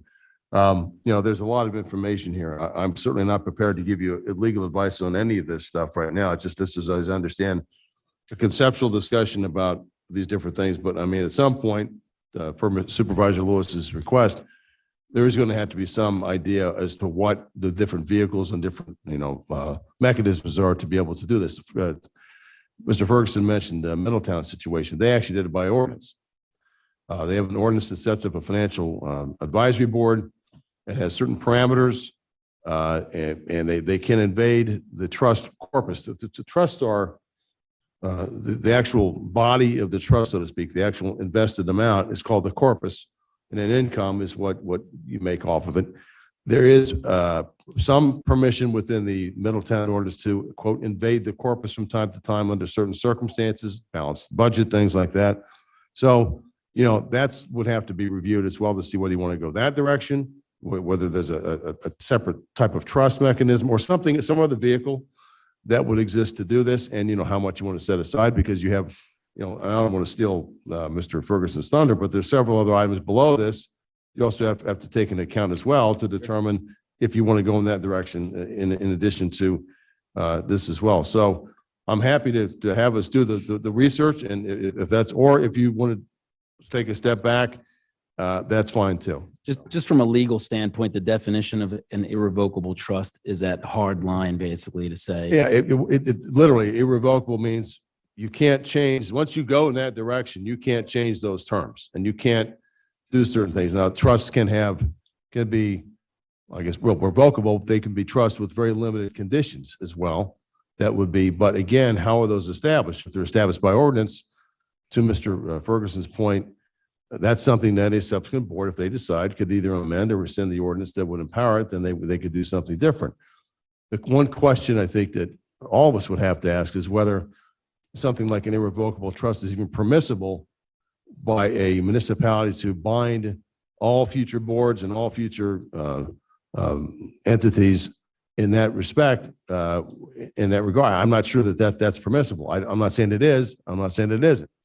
But those things are, and obviously this is a momentous decision has to be made. So, and clearly nobody's going to make that decision tonight, but all these things have to be taken into account. So whether you want us to do that research now per that motion, or whether you want to take a step back and have something else done, that's entirely up to the board tonight. Suzanne, did you want to add something? Yeah, when we first started down exploring this path, we had a resident come up with an idea, and at the time it took me a while to absorb it, but the bottom line is, I think probably we're all in agreement that a large portion of this money should be set aside and protected in one shape or form or another. But I've been going back to the idea of whether or not it's a trust. I'm not going to use that word loosely, a set aside for the benefit of the township, or a set aside for the benefit of the ratepayers. Because we're in a unique position in Lower Makefield, because there are two different groups, right? Not every person is on our sewer system or Aqua's public sewer system. Some are in a whole different, those who live closer to Morrisville, they're on a whole different sewer system. I just keep saying sewer because it makes my New York accent come out so beautifully.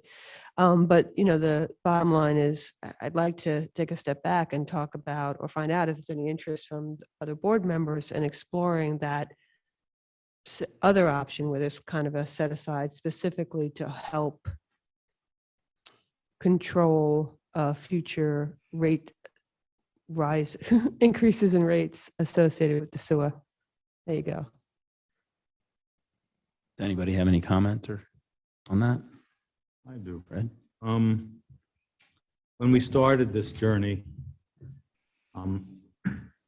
I supported the idea of a ratepayer benefit fund. Because even though rates would not go up anywhere near what they would have gone up had we kept the sewers, it was still, we had in a scientific term, boatload of money and protect from rates for a number of years. In my research, I realized that administratively, it would be prohibitive to do that. We'd basically still be in the sewer business when controlling rates. And eventually, the money would be gone. And we'd be back to basically square one. Also, as one of my esteemed colleagues had said early on, it looks like we're just giving the money back to Aqua. So even though that I'm not really agreeing with that concept, I think because of all the other difficulties in creating such a fund and dealing with the year to year, how much we're going to give to the ratepayers, it basically puts us or a future board in an interesting position and maybe compromising the integrity of what we're trying to do.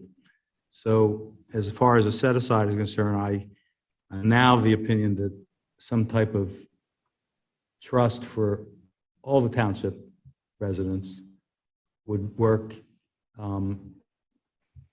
protect the balance, create an additional income stream to which we already have done so many times as a result of the sale, and protect basically the tax rates.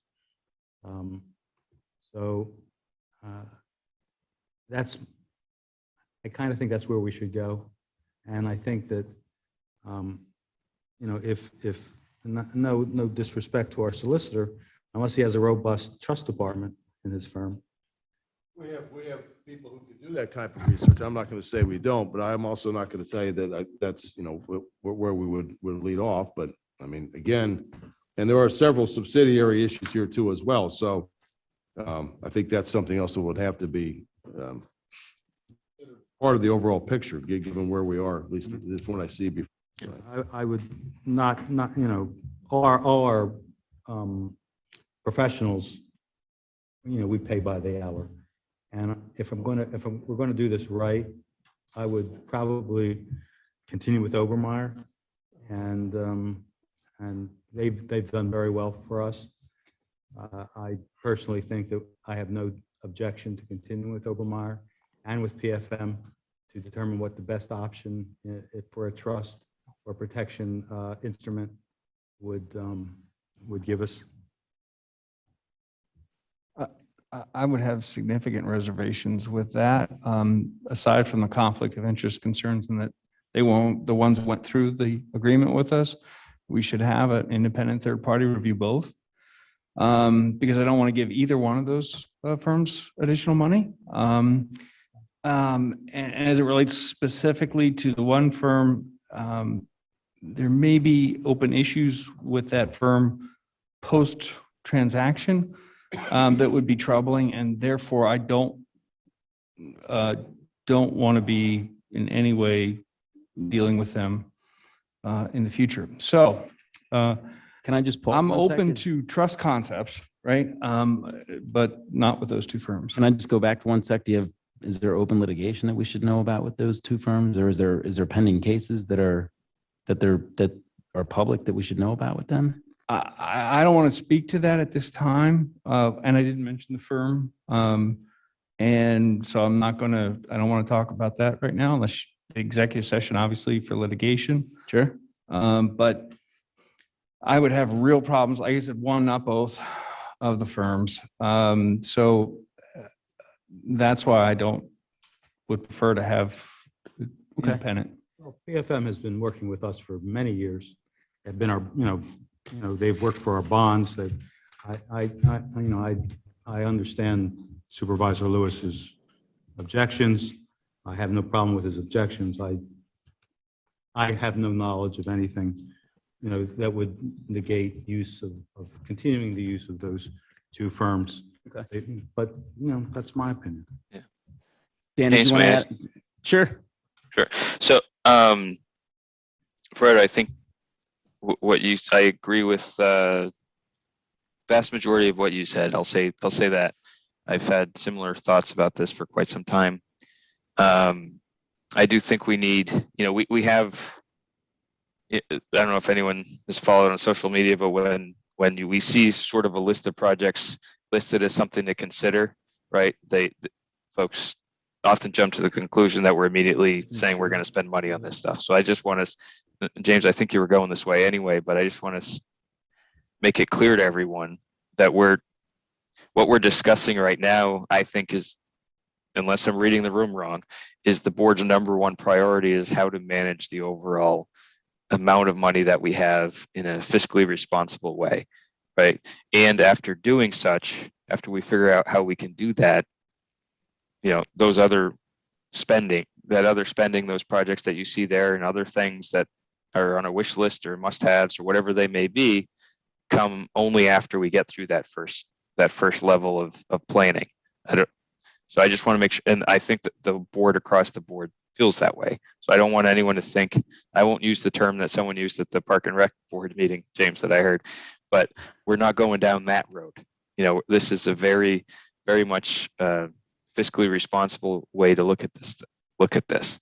So in that vein, I do think, I see this as sort of maybe a phase 1A, phase 1B approach, where phase 1A, to me anyway, is to go through, I don't want to use the word simple, but a more simplified review of our general options and what they mean from a legal perspective that aren't necessarily ignoring the financial side per se, like not putting numbers next to things and giving us returns and percentages and all that, but more defining our options generally so that, and I think that our solicitor firm could do that in a fairly expeditious manner and in a professional manner.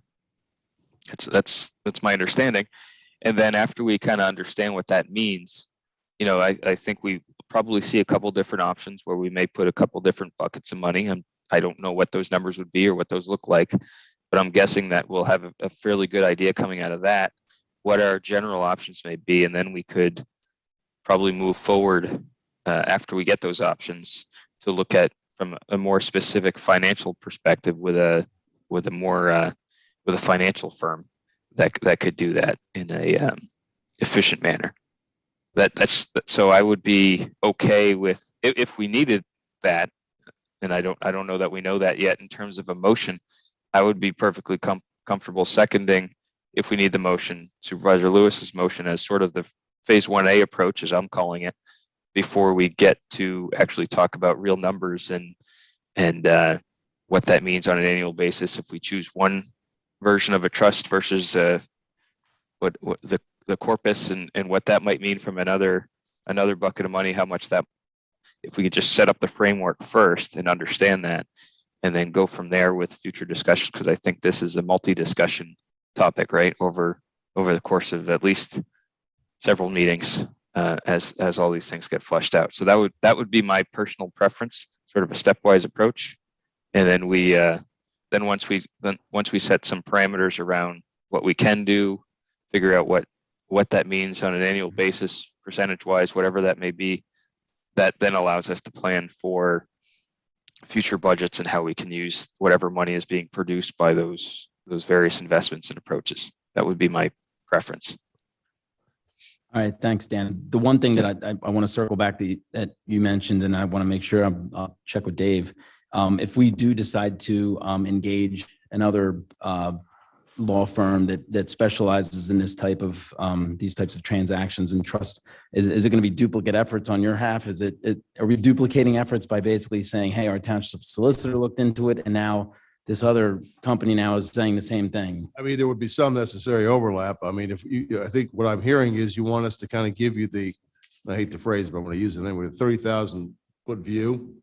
Say these are, for example, the second class township code says, this is what you can invest your money in. Okay, that's a starting point. Now, how do we do that in this particular situation, whether we are going to invest 2 million, 3 million, 5 million, however million it is, it doesn't matter because we still have the same issue. Is it a trust? Is it an ordinance? What are the parameters for that? And we can do that. Okay. Provide that. And then the issue is going to be, how do you set those up if you decide what direction you're going to go in? Sure. And then, what are the investment vehicles that allow you to maximize your return? And also, how do you get, the income to derive to yourselves in that circumstance? And for what purposes are you going to direct them? So those. And that would be the financial piece then. Yeah, I think that's the financial part. I'm not Yeah. saying that you wouldn't perhaps engage some outside counsel to some extent for some of this, but I don't think initially, I think we can do that, So Dave, Yes, ma'am. I don't mean any disrespect by the way I'm going to say it, but attorney to attorney, right? Of course you guys can do that.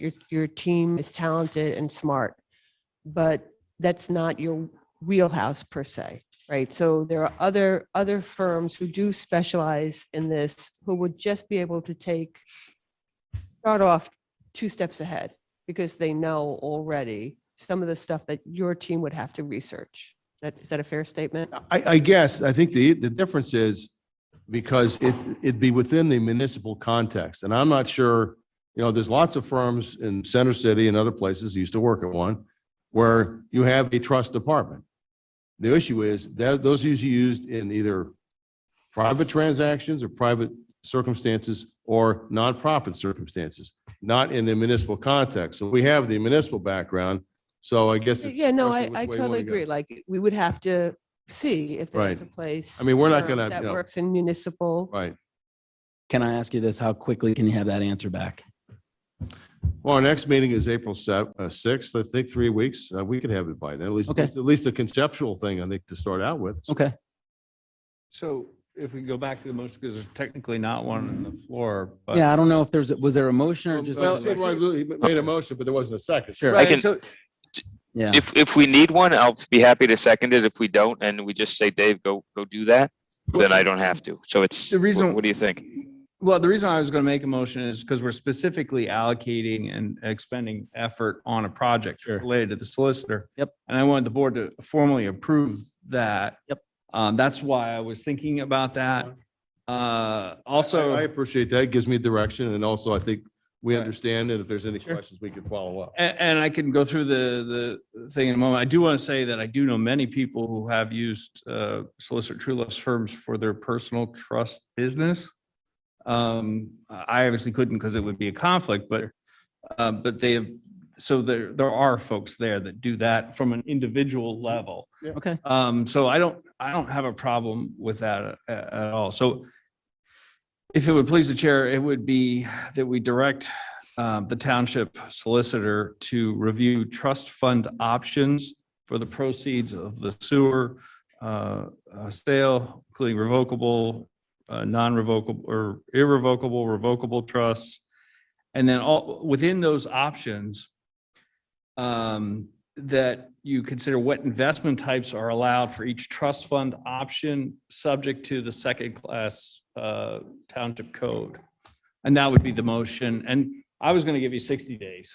So I'm giving you Yeah. 3 weeks. Whatever, I mean, I could push for And I'm the, putting it, Yeah. Yeah, I'm going to call for 3 weeks, Dave. If you can get it back to us in 3 weeks. I John, can if you certainly would give amend the a motion report to in do 3 3 weeks. weeks. I appreciate, and Yeah. Supervisor Lewis may be correct. there's not a lot of, we have done a little digging because we heard this might come up, that there's not a lot of law right now that we're on the irrevocable trust side in the municipal area, but that doesn't mean we can't, so we just kind of scratched the surface, but we'll have more information and more in-depth to you by the 7th, whether we have the full answer. Being an experienced lawyer that I am, I will say that we will do our best. So I would amend the motion to say that, let me restart just if that's okay for folks. I make a motion that we direct the township solicitor to develop a report to consider trust fund options for the proceeds of the sewer sale, including revocable and irrevocable trusts. And for each trust fund option, consider allowed investment types under the second-class township code, with an initial report to be provided by April 7th, right? And a final. 6th. Yeah, with an initial report to be provided by April 6th. And if a further report could be longer, if that would be his choice. So does that work for everybody? Do I get a second? I'll second. Yeah, I think he's second. I think Suzanne has some reservation as far as the going back to the duplicating of efforts between Dave's firm and the other firm that's actually going to be able to execute this part of We it. don't. And so Dave, I would just say thank you, James. I don't want to add on to the motion. But what was just asked of you could be, 20 lawyers working for a very long time. And hopefully that's not what we're asking for, right? A very high level, approach so that there's very little duplication of efforts. we'll be mindful of that for sure. Thank you, Dave. Red, did you want to say something? Yeah, if it's a matter of, what we can and what we can't do with protecting the money, then I guess that's okay for me. Like I said, there are some practical comparators. We do have Middletown. I'm not saying we want to do that, but at least we know that they have an example of something. There've been other entities that have, whether it's sewer sale or something else, they have sold assets and done something. So this is not something that has been done before. Whether or not it's been done in some of the ways we're talking about tonight, we'll find out, and we'll find out if they have, what they look like, and what some of the pros and cons are, and then also what some of the other options were that may have been considered and not taken, and why.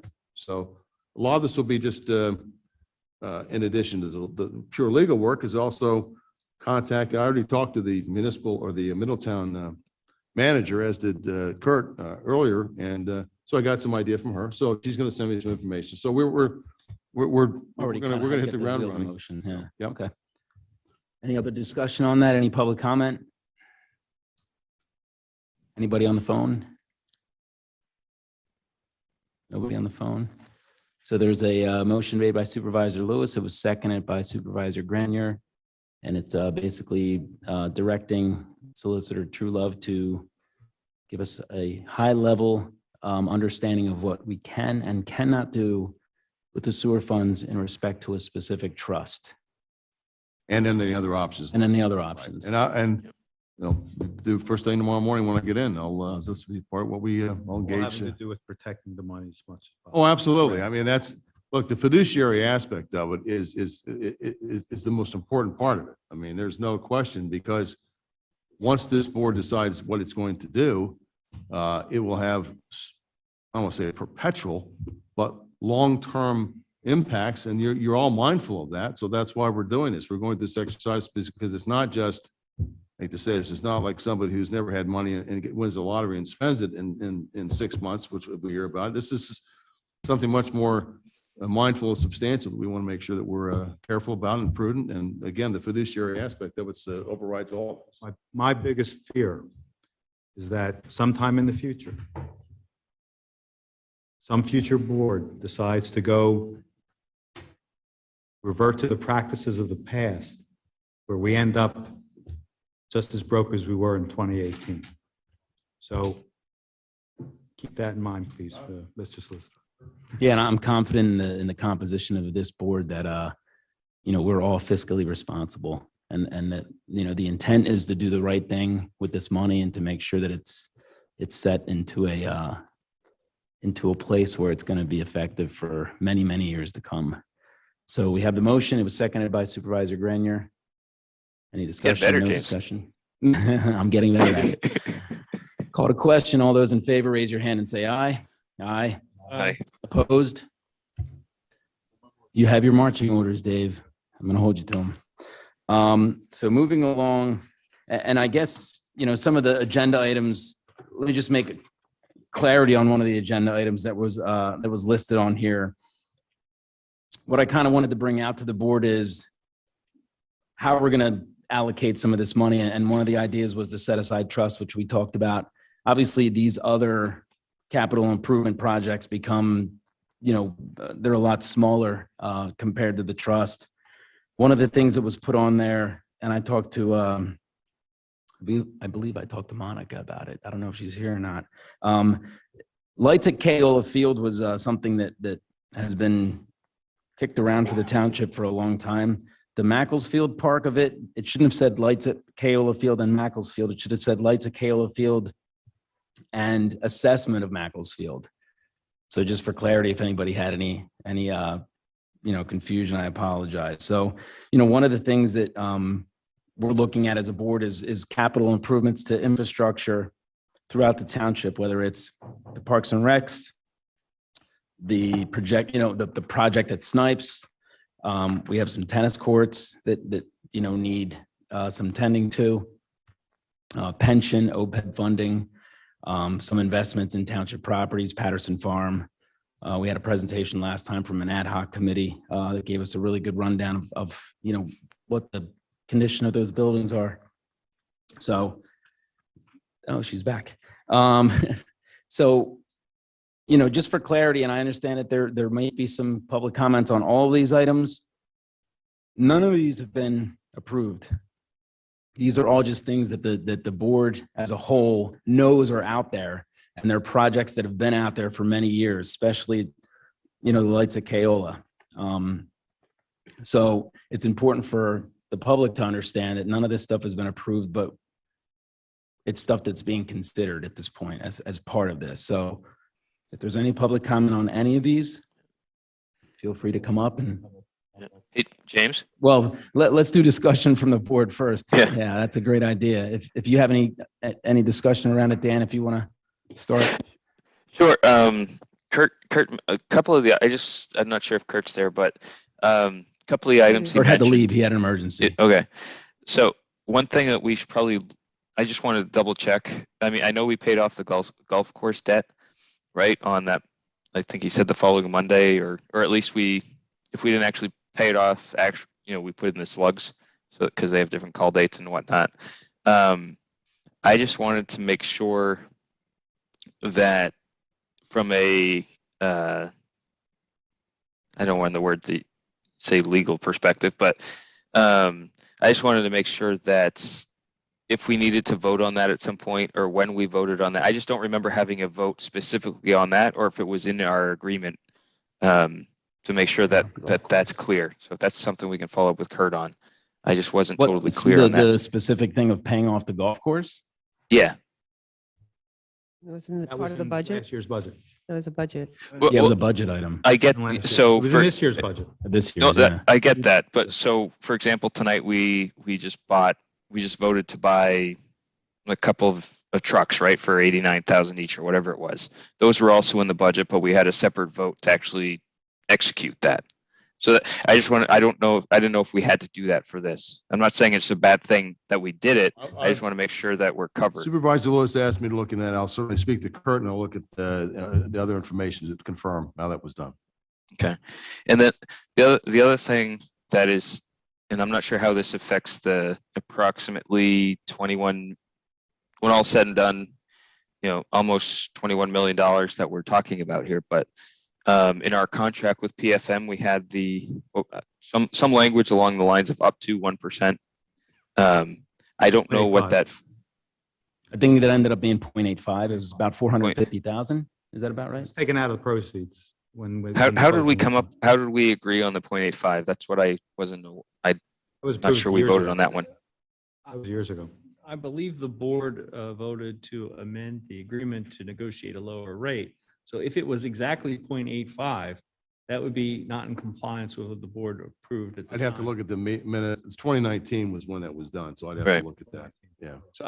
So that was taken from the proceeds of the purchase. So there was no official payment from the township. Township did not lay out money. Just for the record, when PFM was asked in open session, I'm sure many folks remember this, that their typical rate for a sale this size was less than half that. So if we paid them 0.85, we paid them sort of double their going rate for that. So We'll have to look at the minutes. Yeah, no, I'll look, I know there were, Yeah. there was a meeting in April 2019, there was a meeting in July where PFM made presentations, July 3rd, I believe, and then there may have been one more that year where I think these were discussed. I don't have a specific recollection, so I'll look at that. yeah, I But- would definitely go back to both of the minutes and what was agreed to by the board. Great. Yeah, sure. But We can do that. Yeah, and so relative to what I just want to make, because I wrote those notes down as Kurt was talking. I figured we should get that out of the way. In terms of the actual discussion items, I'm generally one item that's not on here that I think we've talked about in the past and we know is coming, but I don't know that we have a really strong idea just yet about the cost. Will be additional infrastructure improvements, primarily all the stormwater improvements to basins and inlets and pipes and whatnot. The storm sewer system, not the sanitary sewer system, but the storm sewer system across, much like sewer systems across the country, are often under service, let's say. And I know we're going through our MS4, our PRPs, and a whole bunch of other acronyms that Andy could wax poetic about. And there's probably a fair number of infrastructure improvements that we'll need to, sort of the boring stuff that we'll need to take care of before we are able to do some other things. But generally speaking, I want to make sure infrastructure is taken care of. I see the pension stuff on here. I think that's important, obviously. Sort of take care of the boring stuff first as best we can, because ultimately that's what keeps the town running. The other items, we just, whenever we build something new, in addition to something we already have, they all create long-term, even when we hire new people, right? They all create long-term carrying costs that are more than what we're at now. So there's O&M, there's benefits, there's all kinds of different things. So I just want to make sure as we go through this planning process, this is a general statement, as we go through the planning process, that when we look at doing let's say we do a project, I don't want to call one out because I don't want to get anyone focused on that, but let's say we do a project that has facilities and other things aside with that, we have to maintain that over time, and fees and other things never cover whatever it is. And I'm not picking on Park and Rec, but never cover the total cost for things like that. And it ends up being more carrying cost to taxpayers, which has benefit, arguably, right? But it just creates, it depletes the fund a little bit faster, and it puts us closer down the line to depleting that fund to the point where we may have to raise taxes in the distant future. And that's something I hope we can avoid through careful planning. That's all very general statements, but that's how I'm looking at this long term. Thanks, Dan. And just real quick to reiterate to your point, so the audience and people at home understand the paying off of the golf course is now turning the golf course into an income producing asset. So these additional expenses that we speak of with other Park and Rec projects are going to be offset by the golf course income. So it's not going to necessarily equate to a tax hike or going to impact the taxpayer. The golf course is going to be self-sustained plus. So it's really, that's the beauty of this model that we've worked out, is that there's going to be income coming in from the golf course that's going to ideally cover the cost of any operating expenses at any existing park or even any expansion of any other parks. Sure. Not only does, the golf course now producing between $800,000 and $1 million a year in positive cash flow, We still have $3.5 million in the bond fund that was originally appropriated for, or allocated for the Yardley Pump Station, which now is freed up for whatever we want to use and can be used for infrastructure. Plus, we have another $1.79 million of American Relief money, which can be used for certain things like Maple Vale's stormwater management project that hopefully we can start sooner than later because of all these wonderful options we now have in a position of strength instead of, where the heck are we going to borrow from A to pay off B? So, I think these are the kind of discussions that I'm happy to have now that we are so, so well off in the township. Our financial abilities are so good. James? Yes, Suzanne. Yeah, I mean, I think we're all, again, like so close or even on the same page, right? We, except for John, right, most of us took our positions on the board in 2018 or thereafter, and we're shocked as residents of the township who had lived here, myself, I think 25, 6, 7, how can that be? Years to find out what a, horrible position we were in fiscally. You don't even have to know all the details. You just drive around and you see the roads, and your own roads haven't been paved in how many years, and you see the buildings that we love falling apart, and it wasn't because anyone hated those buildings, right? There was literally no money to put towards them. So, I just worry that people might be hearing words and thinking they mean more than they do. We are at a point in time where I think we can balance investment in the foundation of our township, long overdue, sorely necessary for the betterment of everyone, and protect portions of the proceeds for the future. And that is the beauty of the work that this board has been doing for this number of years to try to right the ship, right?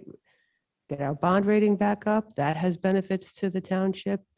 Work on stuff that's not particularly flashy, but is really, really important. And I look forward to, the next steps as we try to figure out what helps keep us on that path. Thank you. Thank you, Suzanne. I believe we heard from all the supervisors. Is there anybody in the audience that would like to come up and make a public comment regarding this topic? If you could state your name and address for the record, please. I don't think it's on. There might be a little switch.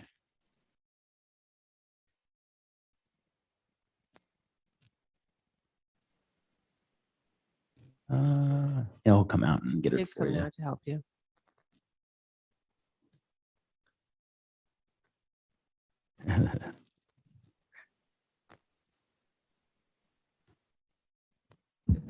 There you go. There we go. All right, Donna Doan, 2814 Langhorne Yardley Road, Langhorne.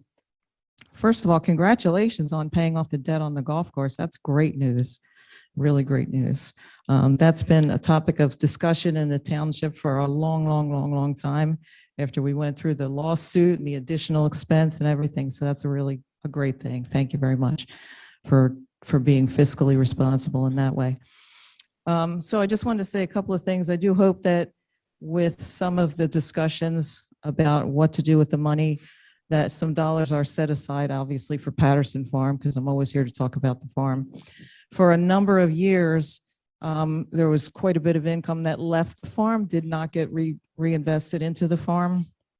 There was the $483,000 for the exit ramp, which we're not really sure where that went. So we're very pleased that this is all under consideration now, and hopefully it'll be done with clarity. So what I'm really here to advocate for tonight specifically is the dendrochronology project that has been proposed as a collaboration with Patterson Farm Preservation, Bucks County Community College, and Transom Historic Preservation Consultants. So I just wanted to get your thoughts on that and see if we could move forward with it. It seems like that was well received by the public, and I would love to have good news to share about that. What say you? I think we just got an email tonight regarding that, so I don't know if the board members have had a chance to digest the content of that email or if there's any opinion on it. It came in since we've been here. Yeah. Yeah. James, if I may. Sure. Hi, Don. I don't see you right now, but hi. Hello. Okay. So I'll speak about it from the perspective of the Historical Commission. I'm the liaison of the Historical Commission in HARB. What they're doing right now is they're reviewing, and the dendrochronology is probably part of this, generally speaking, from a higher level, is the Historical Commission is reviewing previous applications to the Pennsylvania State Historic Preservation Office to, there had been applications years ago to get the farm listed as on the National Register, or different groups of buildings and whatnot. It was sent. This is going back years. Helen would be mad at me for not remembering the exact year, but it was sent back to the township. So the Historical Commission is going through that previous application now as part of one of their activities this year to assess it and see what can be done, what improvements may need to be made to the application that had been made previously, which the dendrochronology aspect of that may come out of the Historical Commission as a recommendation to improve the chances of the farm gaining a positive outcome in terms of registration on the national, listing on the National Register. So I think some personal opinion for the board would be to allow the Historical Commission to look at that as part of their overall review of previous documents that were sent to the SHPO, the State Historic Preservation Office, to make an overall recommendation to the board about how to proceed with that particular item, because I do think it's part and parcel of the overall application of the SHPO. Dan, I don't know if you know this or Yeah. Donna, do you know this? How long has this been kicking around, this process to try to figure out if there is any historical value at Patterson Farm? Well, it was the research was done by Milner when the exit ramp was built, so it is eligible. The application is in. It's been in since probably 2014. I'm guessing. Years. Yeah. So what's the So status? they had sent it back because they wanted additional information, and then Helen reviewed it and found that there were some errors, factual errors about dates and construction and some of those things. So she wanted to go over that. So James and Donna, there's so the reports that were written previously were PennDOT requires that for interchanges and other large projects for surrounding properties. So the report was, and this is the world I've worked in for a long time, that specifically, not on this particular one, but done a lot of work on these types of projects. So PennDOT requires those types of reviews and reports to be written. The report was provided to the SHPO because of a PennDOT project. It was found that the farm was eligible for listing. Doesn't mean they don't automatically list it. You have to apply for it to be listed on the National Register. So the application was made. It was sent back to the township for some errors and omissions, let's say, and it hasn't been resubmitted. So that's what the Historical Commission is looking at now, is that last application package to see what may need to be done to improve that, to get it to the point where it could be listed. The dendrochronology aspect of that's sort of a fancy way of saying they'll take samples of the wood to see how old the wood is to confirm a few different things on the buildings. So that's a piece of that.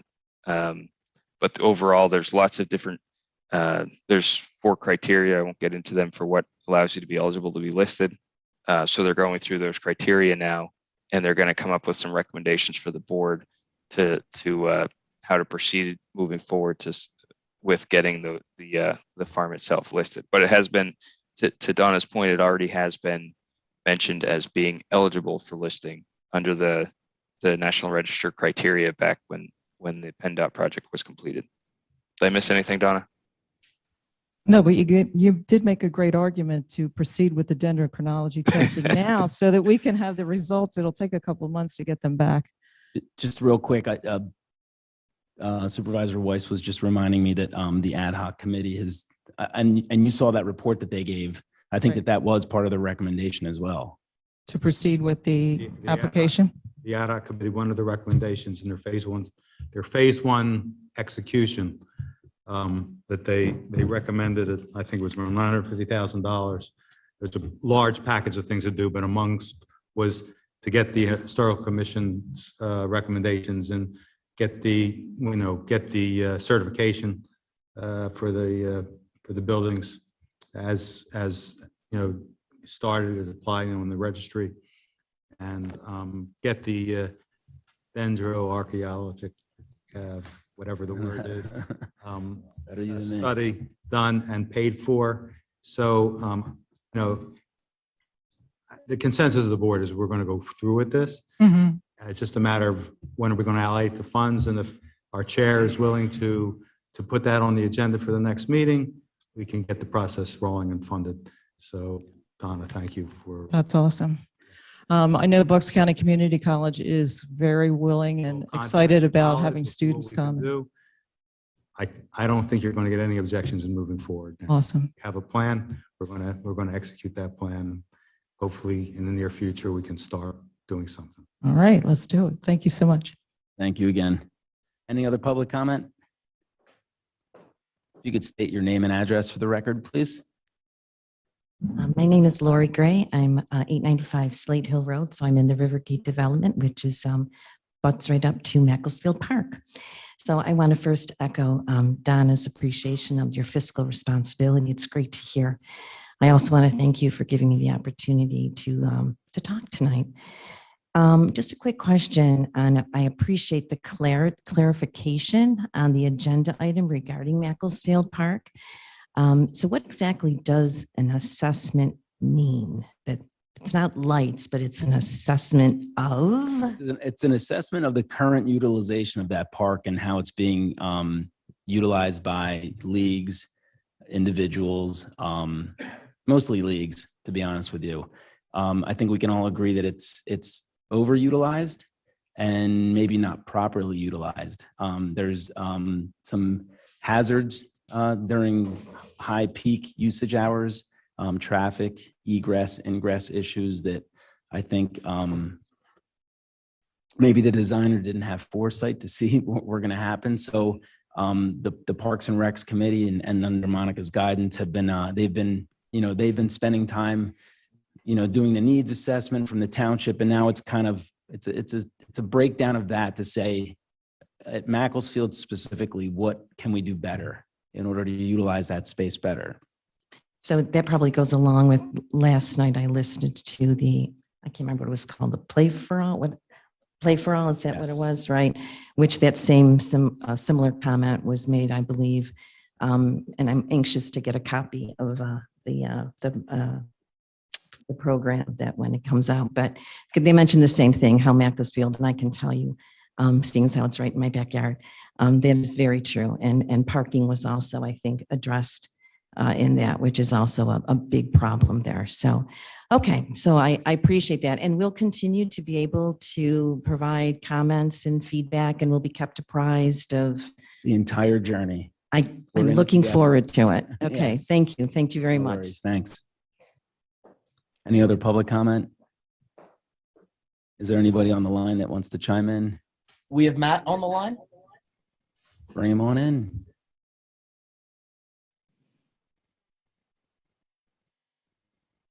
Hello, can you hear me? Hey, Matt, can you state your name and address for the record, please? Yes, Matt Metcalf, and I'm with Bucks County Community College in Newtown. And I'm the coordinator of the Historic Preservation Program. I just wanted to stop by and just say thank you very much for the thoughtful consideration you're giving to the Patterson Farm and the Satterthwaite Complex. This is really an important and special part of our history. And I send everyone just a note affirming what Donna's been saying in regards to our interest in partnering and providing learning opportunities for both the public and for students. And if we can support your work in any way, I hope that you will feel comfortable reaching out to me either directly or via Donna in whatever manner you best see fit. Thank you again, and good luck with this project. It'll take a while. I understand it'll be step by step, but I think this is a great opportunity for the community. Thank you so much, Matt. I really appreciate. We just got your letter. Actually, we got your email, and I'm trying to. We read it a little bit before or after executive session before the meeting started. So I really appreciate you putting it together, and we look forward to working as a team in accomplishing common goals. So on behalf of the board, thank you again. Excellent. Thank you, Mr. Chair. Thanks. Any other buddy on the line? No further public comment online. No further public comment. Anybody else in the audience? Last call. Excellent. Okay, so moving along to agenda item number 17, supervisor reports. As I previously stated, I apparently wasn't on the screen last night and kind of creeped out some of the members, but I was listening the whole time. So the Parks and Recs met last night. Parks and Recs is doing some amazing things. They are, I'm really pushing them, and I'm pushing Monica, and I'm pushing, the Parks and Recs board to really, get through this process of CAPRA and get through this needs assessment process so we can, really start presenting some tangible things to the residents. So besides that, I have nothing else to report. Dr. Weiss? The ad hoc property committee is probably going to meet one more time. So if there's anyone from the public who wants to participate, we'll make sure we get the date advertised and so you can participate. Other than that, I have nothing to report. Thank you, sir. Supervisor Grenier. Sure. The only one I'll report on here is the Historical Commission. I believe a few days ago, I forwarded their 2022 recommended goals and objectives for the commission itself. They're happy to make a presentation if that's of interest to the board, but essentially they have some pretty squared up goals for this year that do revolve a lot around the ad hoc property committee type items. So that's going to be good. And they are currently, like I just mentioned a few minutes ago, they are currently reviewing the prior Patterson Farm application for listing on the historic register. And I think we have some folks on there that'll essentially are providing us some free consulting advice on some of those issues. So more to come on that in the fairly near future, because I know they're motivated now. But that's all I have. Thank you, sir. Supervisor Blundy.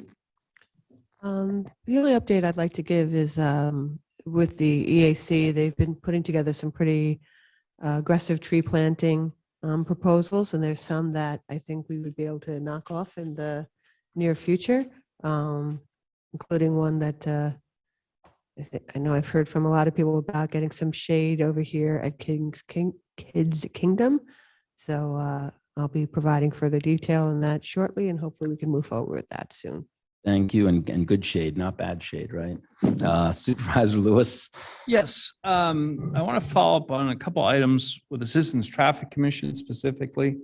On Thursday, January 13th, Chairman Art Cohn of the Citizens Traffic Commission passed along the CTC's comments related to the Regency traffic improvements. So that was sent to all the supervisors, including the board chair. And Chairman Cohn followed up to ask if it was going to be scheduled at a future board meeting for consideration.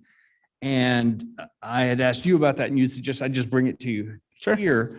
But then you emailed Art today asking him for stuff that I think is staff related and not necessarily related to the Citizens Traffic Commission. So I wanted to qualify that and say that it would be appropriate for the staff to work with Regency in terms of responsibility for what portions of that recommendation would be theirs. And I would like to ask on behalf of the Citizens Traffic Commission that that perhaps potentially that this gets scheduled at a future Board of Supervisors meeting for consideration. I think, and I did get the email today, and my initial response to Arthur was I needed to talk to Kurt about it. And my understanding is that there needs to be some type of operating maintenance agreement for a specific trail between the new walkway and the tennis courts. And I don't know if the Regency representation realizes that, or if they're in agreement of that. So probably the best way to bridge that is to have them understand what that responsibility is going to be. They were briefed on that in the Citizens Traffic Commission, but I think it'd be most appropriate for staff to reach out to Regency, because I don't think it would be appropriate for the CDC to provide that notification and or any negotiation about agreements. I think since we approved the preliminary concept, that maybe we can coordinate, you can ask the manager to coordinate between Regency and the traffic engineer, how we're going to proceed. And Okay. we'll report back to CTC. So I'd make a motion that we direct the township manager to do essentially what Supervisor Weiss had said, which is, First of all, I don't think a motion needs to be made. There's a consensus of the board, at least if the minutes. It doesn't affect. okay. It doesn't affect the Nope. sunshine law? No, I think if the minutes reflect the fact that you have a consensus, Ongoing. you want the staff to follow through with It's the. consensus. Yeah, we're good. Yeah. Yeah, I think our intention is to bridge that relationship between the Regency folks and the staff And if people. necessary, not that we're looking for more work, because it sounds like we have quite a bit tonight, which is all good. But there may be something in some of the original approvals too that may include reference to that as well. Okay, That if we get to that point. okay. Does that work? Yep. I'm Excellent. good with that. Okay. Any other updates on your committees? Nope. All righty. So any other business? Anyone? Monica, you want to say anything? Doesn't look like it. Yes, you do. No, you want to. No. She's like, you're like, no. You still, thank you. Do we have any appointments to boards and commissions? You? No. Okay. With that being said, I'll entertain a motion to adjourn. So moved. Second. Motion made by Supervisor Grenier, seconded by Supervisor Blondie. All in favor, say aye. Raise your hand. Aye. Aye. Meeting is adjourned. Thank you, everybody. Have a good night.